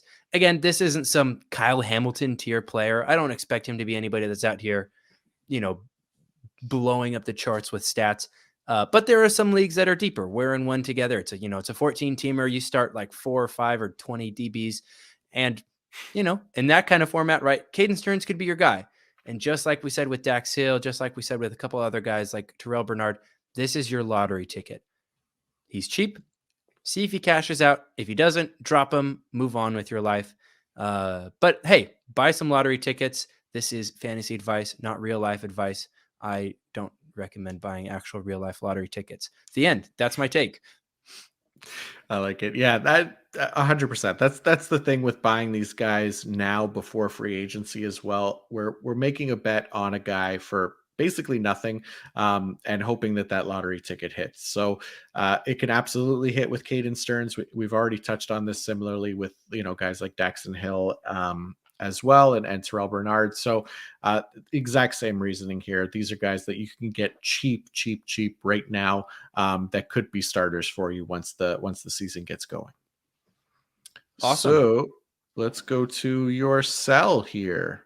Yeah. Hey, what would be a podcast with Macri without mentioning Alex Singleton and his long, greasy hair? So Alex Singleton, the tackle efficiency god, is my sell option here. And man, like there are some things in life that I wonder if we'll ever understand. Like, how do black holes work? What's at the center of black holes? What happens after you die? And what the heck is Alex Singleton doing with such a high tackle efficiency? I'm excited for you to mention his tackles over expected. I'm going to save that bombshell for you. But, oh my goodness. All that being said, he's a free agent. There's no certainty where he's going to sign, and the likelihood that he's going to be able to maintain this rate of play in a different system is pretty low, right? Right? Wrong. You would think. I have to assume so, right? It's just like the whole, keep betting against Tom Brady. Eventually he's going to get old. You got to wonder, right? Eventually Alex Singleton is not going to have the world's most insane tackle efficiency. Either way, find a manager in your league who sees Alex Singleton as a high T even starter. Pawn him off to them. It's really simple. I'm excited for you to share some of those underlying metrics for the listeners because they are insane. Yeah. So first off, it's Alex Kingleton. Okay, let's put some respect Alex on the Kingleton. man's name. I love it. Yeah. But no, you're right. The guy he was an efficiency god. It's kind of crazy. So he finished with 58.4 tackles over expected, which is just an unreal number. Because the guy had like two 20 tackle games this season, and just every single play he was there around the ball. I don't know what it is. That greasy hair of his gives him some superpowers that is like a magnet to the ball, because he did the same thing the year before with the Eagles. He was plus 33.8 the year before, and which was like third at the position. So top 3 numbers in tackles over expected in both of the last 2 years. And yeah, you look at the tackle efficiency, 21.6% tackle efficiency when the average is 13.3 for a linebacker. look, it's going to be very, very easy to expect regression for Alex Singleton. For one, I'm not betting against him. Look, but no, I would bet against him because it's insane. I mean, the guy, he's heading into free agency, like you said. So another defensive system. Who knows how that team will value him? Do they see this? Do they really see this guy as a starter? He's never really been viewed as that. He's just kind of fallen into a starting role in each of the past 2 years, or 3 years, really. He did it twice in Philly. So look, he had a career year in terms of grades. I think he could land in another starting spot potentially in 2023, depending on who adds him, but it's definitely a risk. So you're betting against him being relevant again. Could be a move now, before months of free agency potentially go by without him getting signed, that you can, you sell him now for that reason before, it takes him a long time before a team takes him on. I, for one, am campaigning for him to go to Seattle while Jordan Brooks is likely to miss time, and also to replace Cody Barton, because I think that's where he could continue to be that efficiency god that we know him as. But there's probably not a very high chance that that's going to happen. So yeah, I'm with you. If the price is high, you have to sell, because it's unreal. If he does it again next year, I don't know. I mean, we're just going to have to put the guy in the IDP Hall of Fame immediately after next season if he does it again. I like that landing spot a lot. I think he'd be useful there. The only other thing that I can imagine Macri just losing his mind over, right? Singleton goes to Seattle, and he's joined by his fellow long-haired compatriot Alex Anzalone. Oh man, And could they you just imagine the team up. comparison in numbers there between those two? Alex Anzalone would be like looking around trying to figure out where the ball is. The play would have been over 5 minutes ago because Singleton made a tackle at the line of scrimmage. It's just the difference in those two, and their tackling abilities is unreal. But the hair, Oh yeah. both very greasy and disgusting. The only thing that could possibly save him, the only thing that could possibly save Anzalone is just another linebacker that absolutely makes up for his lack of playing by just overcompensating. Yeah, that's it. That's literally it. Oh man. All right, let's move on to the Las Vegas Raiders here. So I am buying another linebacker. So not many linebacker buys for me, but I got one here, and that is Divine Diablo, the Fighting Chicken. I really like what Diablo put on the field in 2022, even though his season was cut short by injury. So yes, another injury guy that, you know, it happens. Look, a lot of players get hurt. I can't help that. And like it or not, it does bring the trade price down. So I'm in as a buyer for Divine Diablo. I think playing in the Raiders defense, which really isn't the most linebacker friendly defense on paper, despite even Denzel Perriman thriving there the year before, and Diablo really doing it in doing it this season in 7 games. But that's what I kind of like about these guys that can overcome their circumstances and still be an overly efficient tackler. He was plus 12.7 tackles over expected last year. The coaching staff doesn't change from last year. So I think they really liked him. They started him over Perriman, and I'm just going to go ahead and assume that they don't add anyone that's a real threat to start over him in 2023, especially with so many other holes to fill on that roster. There aren't really many linebackers I see as a buy right now, but especially before free agency. But I think that the Fighting Chicken is one that's worth targeting this offseason. I absolutely agree. I mean, obviously, he's got one of the greatest names ever.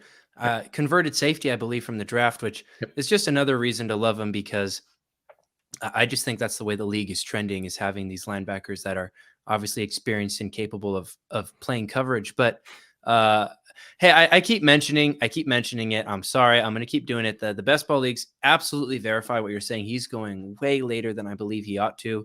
He's, I'll have to pull it up. I really wish I did ahead of time. But the guys that he's going around are not as sure of a thing as I believe Diablo is. And so, if you're in an opportunity, wherever you are, listener, to buy this guy, obviously test the waters, see what the manager that's rostering him thinks about what to expect from him moving forwards. But yeah, make the move. I'll even pose this question to you, Macri. I'm curious, do you think it would be better to buy him now before free agency, because maybe there's a chance the manager is worried that somebody takes over his job?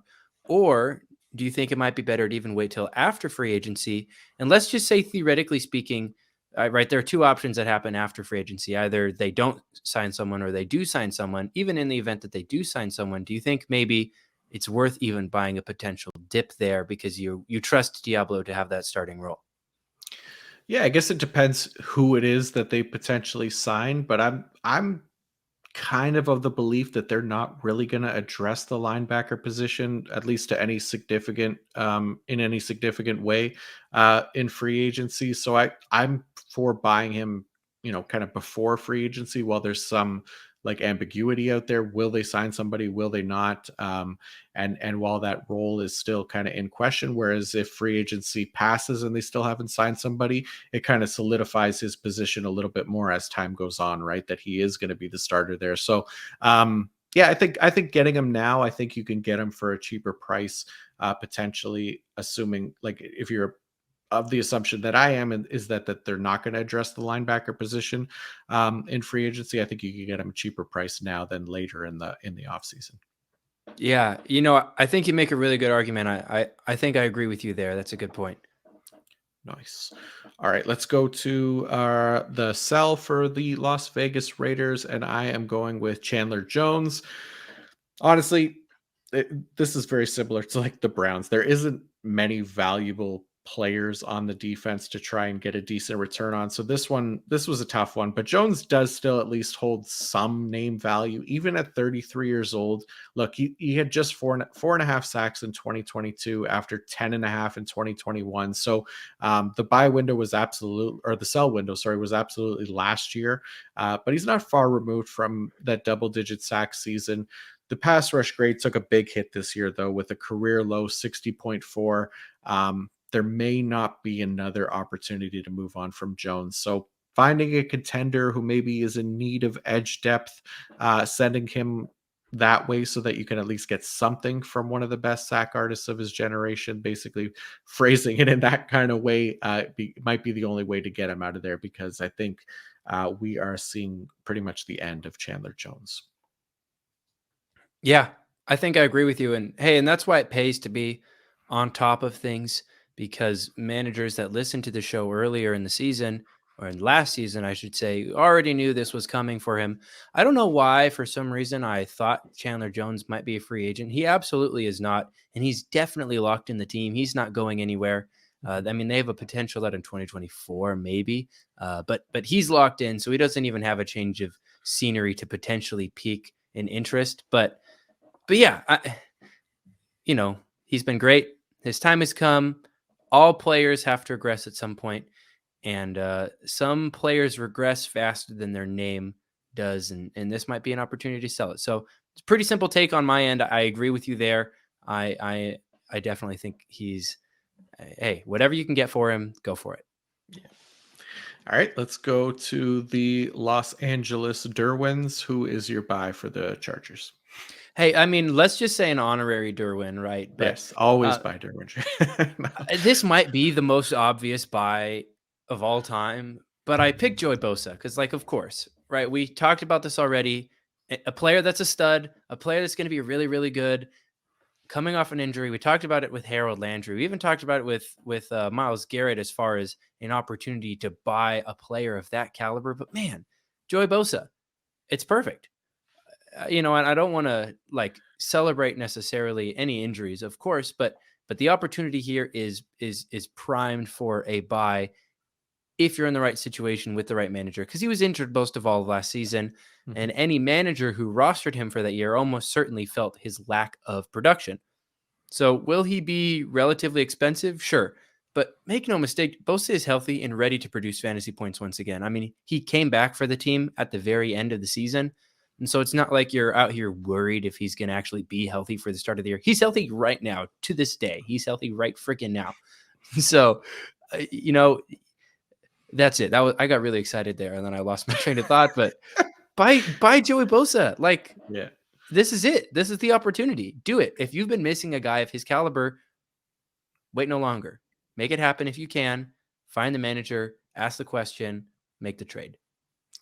Yeah, you're spot on, right? I mean, look, the he's going to be just 28 at the start of the year, and I think because of the injuries, like you said, that's where the frustration comes from current Joey Bosa managers, is that they're frustrated with the injuries. They don't get to use them. But when it comes to elite pass rushers, there might not be a more consistently dominant player since he entered the league. I mean, 4 of the 7 years that he's been in the NFL, he's posted a pass rush grade above 90, 2 more above 80. Look, if he can stay healthy, you're buying a top tier option at the position, and likely from someone who is very frustrated with the injuries. And you're taking a shot. The injuries, they've been annoying, but when he's on the field, there's not many pass rushers that are as good as him at winning at the line of scrimmage and then obviously finishing as well. So yeah, I'm going Joey Bosa. I like that. I like that call with you. So another question I have for you, and I hate to put you on the spot because I don't necessarily know if there's a right answer. This is really just more of a like, what's your opinion? Sure. I don't know if I necessarily believe in just the concept of injury proneness. I know that there are a couple injuries that statistically have a high chance of re-aggravation, and there's certain timelines and all that kind of stuff. But as far as like completely unrelated injuries, like just a player having, a shoulder and then a knee and then a hip or whatever, like I don't know if I personally believe that there is such a thing as just, somebody being made of glass. Now, obviously, there are some things like what position you play and how you play, like if you're a quarterback and you take a lot of unnecessary hits. But I'm curious for your perspective, like, do you see Joey Bosa as a kind of player that just has a higher chance of injury than other guys, or has he just been extremely unlucky for some reason? Yeah, I'm with you. I don't buy too much into the like injury prone narrative as well. Look, these things happen. It's the NFL. These guys get hurt all the time. I think there's a huge part of it is just being unlucky. Like you said, if it's the same injury over and over again, or if it's 2 years, the guys had to have an ACL surgery on the same knee back to back years or something like that. But it's usually different injuries for a lot of these guys. Sometimes they just happen in a condensed period of time where we start to get frustrated with it, and that's where the injury prone label comes from. But then you look at it after that, and it seems to go away. So yeah, I'm with you. I think Joey Bosa, people that are selling Joey Bosa, it's probably almost always going to be because of the injury stuff, and not because they're frustrated with his level of play when he is on the field, because he is an elite player when he's on the field. So yeah, you're using the injury as a buying point from the buying perspective, and I'm not overly concerned about it, to be honest.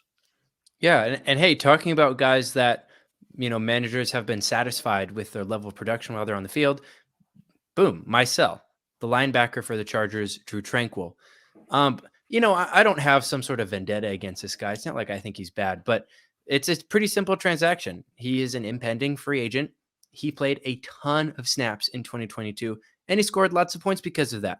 He ended the season as the linebacker 7 in Big 3 scoring. So why sell the guy? Because his talent doesn't necessarily line up with the production. It's not hard to earn snaps when your only competition is Kenneth Murray, and it'll be much harder for him to be an every down player on his next team, wherever that is. Now, sure, maybe the Chargers just re-sign him. That's certainly possible. But again, let's bring out that number scale again, right? Where's my hand, right? We have a 0 here. We have a 10 here. Where are you on that scale? Find a manager that's a 10 that sees Drew Tranquil as linebacker 7. Where are you on that scale? Are you a 7? Are you a 6? Are you like like maybe there's a slight chance that he gets re-signed by the Chargers. And if he does, I guess maybe I expect him to have a chance at producing at a similar level. There are other managers that have more faith in him than you do. Find those managers, sell him to them. Super simple. Yep. Nope. I'm with you again. I mean, look, the free agent thing is obviously a big one. We don't know where he's going to play, and you're right. It's a lack of competition there for him. Maybe Bobby Wagner stays in LA and joins the Chargers, right? We don't know what's going to happen with the tranquilizer here, but I'm absolutely for selling him off of a career year in terms of production and pretty much everything, really. So if you can get a good return for Mr. Tranquil, then you definitely do it. Let us finish it off here with the Super Bowl champions, Heck the yeah. Kansas City Chiefs. We are buying edge rusher George Karlaftis, furious George Karlaftis, that is. We got to see a ton of Karlaftis as a rookie, which included 700 plus snaps in the regular season and then nearly another 100 over 3 playoff games. So a really nice workload for a rookie in Steve Spagnuolo's defense. And look, the grades weren't amazing for him as a rookie, but Evan talked about it earlier. We don't expect players to grade out amazing as rookies right away. Doesn't matter where they're taken in the draft. It's just part of the development a lot of the times. But and there really aren't a lot of rookie defensive linemen who do grade well. So we've talked a lot about the transition from playing from college to pros, playing head to head against college level athletes versus NFL level athletes. It takes time for these defensive linemen to really hit their stride. And considering the amount of reps that Karlaftis and a lot of this year's rookie edge class really actually in year one, we could see that development path, I think, accelerated enough where those underlying metrics start to come to fruition sooner rather than later with him. And considering his volume alone, he'll still have value as an IDP even without great pass rush metrics. So I really like George Karlaftis. I think the opportunity is going to be there once again next season, and for multiple seasons, especially as a first round pick. So I am all in on Furious George. Yeah, I love this. No surprise there. Obviously, I love this. I think something that I'm kind of imagining here is right. There's a lot of different kinds of buys and sells and a lot of different kinds of assets that we could acquire or send off. There's small buys and there's big buys. There's a small buy with a great potential for improvement. There's a big buy with a small potential for improvement. The way that I see George Karlaftis here, right? Listener, I want you to reverse engineer a massive return on investment at the defensive line position, at the edge position, right? Imagine that you've got an absolute stud. How did you get there, right? It was a slow process of growth. The guy started off as a relatively inexpensive asset, got better and better every single year, and is now considered a very high level asset that produces a lot. That's George Karlaftis, right? Reverse engineer it, and you could very well have your next asset for that growth process, which is George Karlaftis. So I think that this is a really good combination of a cheap buy with also a massive opportunity for improvement in value. I think as far as IDP specifically goes, right, defensive line compared to linebackers and compared to safeties is one of the most important positions. They hold their value more year to year. Now, maybe they don't score as many points as linebackers. Maybe they're not as flashy necessarily as defensive backs, but their position is the most reliant upon skill. And I think that there is plenty of optimism that George Karlaftis has the skill and has the staying power to be that kind of long-term defensive line asset that you would want to build a dynasty team around. Absolutely. We love them. All right. And our final player on the list, it's myself from the Kansas City Chiefs. I'm going with another edge rusher. This time it's Frank Clark. I think we have to give Frank Clark some credit for having like a productive postseason. He had 3 sacks in 3 games, 11 pressures, got the attention of the Super Bowl, because all those things really should have helped actually boost his value in IDP markets enough where we can move him for something before he's almost inevitably released at some point this offseason. The Chiefs will save $21 million in cap by cutting the underperforming, some would say ass pass rusher with the team currently about 3.5 million over the cap, it looks like, Kansas City. So yeah, it's looking very likely he's not on the team next season, in which case, who knows where he'll end up, but I don't have a lot of hope for Clark as an IDP. We've seen what he is. The guy is consistently underperforming. He's been the definition of mid since signing that big deal with Kansas City back in 2019. So if you could get anything for Clark, thanks to, the attention that he got in the Super Bowl, and he played fairly well over there, at least production wise, then you got to move on at this point, because there's really no redeeming qualities for Frank Clark at this point. Hey, and props to you for sharing some of those positive statistics at the beginning. I'm sure that must have been really difficult for you. It was. It's just, making like vomit faces over here. Ugh. Yeah. Yeah.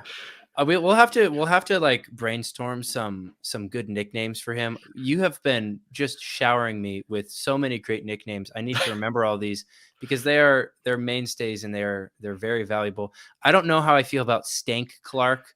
I don't think that one quite has the opportunity to stick around, but Yeah. I'm sure we'll find something. Although I think probably in your imagination, he has no need for a nickname because we won't be saying it all too much moving forward. There you go. Yeah, he's not deserving of one for the most part. But hey, we're on the YouTube now, so sound off in the comments, like they like Sound to off in the say. And comments. that's the famous YouTube line, right? So Oh yeah. let us know. What is Frank Clark's nickname? But that's it, man. We did it. It was a big one, big episode. Obviously, I think what did we cover? Like 32 players on here. So a big chunk of names for dynasty managers to consider in part one of the buy sell series. So a big thank you to the young king for joining me and helping me break it all down, sharing his picks and his insight. Evan, hopefully you remember you were on the show after we wrap here, but thank you again for coming on. I really appreciate it, man. Of course, it's always a blast coming on with the legendary PFF Macri. Oh, Um, legendary. I always love being on the show with you. You are one of my absolute favorite people in the industry to follow on Twitter, to talk to dialogue with.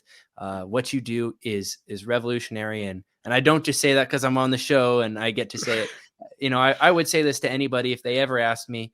I really appreciate what you do, and so I'm very pleased that I get to be here talking with you. It's such a great opportunity, and so listeners, appreciate it what you got because it is one of a kind, truly. I mean, I appreciate you saying that. That's very flattering, and the check is in the mail, so it should get to you hopefully early this next week. So, but no, I really appreciate it, Evan. The feeling is likewise. I really appreciate all the work that you do and the insight that you provide. I think it really helps people understand, like you say, the game theory that you dive into as well. So I think that's very, very important, and I think very helpful for a lot of fantasy managers who want to win, because that's what we're all about here. We're trying to help people win. So Evan, please let the good folks know where to find you and your work so that we can make sure that we're always following. Yeah, absolutely. So, the whole tried and true hosted the IDP Game Theory podcast, obviously contributor here at the IDP show. I also write for footballguys.com. As for now, the majority of my work is going to be on Twitter at IDP Evan. I'm, for as often as I'm on my phone, which is too often, I will be covering whatever I see with free agency. I've been doing a lot of research this offseason about team landing spots and player opportunities. And so, whenever I see news and I'm around, I'll go ahead and retweet whatever the news is and share whatever my thoughts are and try and be timely with that, just in case you're one of those managers that is also on your phone too often and you want to get a head start on adding guys from waivers. I'll do what I can to help you out there. But that's about it for me. Beautiful. There we go. All right. And as for me, you can find all my work on pff.com. Some of the newer fantasy content from me on the site right now, top 250 Dynasty IDP rankings. And then I'm starting the Target Avoid series there as well. I started with the defensive lineman, which came out this week. So be sure to check that out. And we will keep pumping it out all off season long. Next episode, we continue the buying and the selling as we head to the NFC with IDP Jake Colhagen. So be sure to tune into that one as well. And until next time, IDP's out.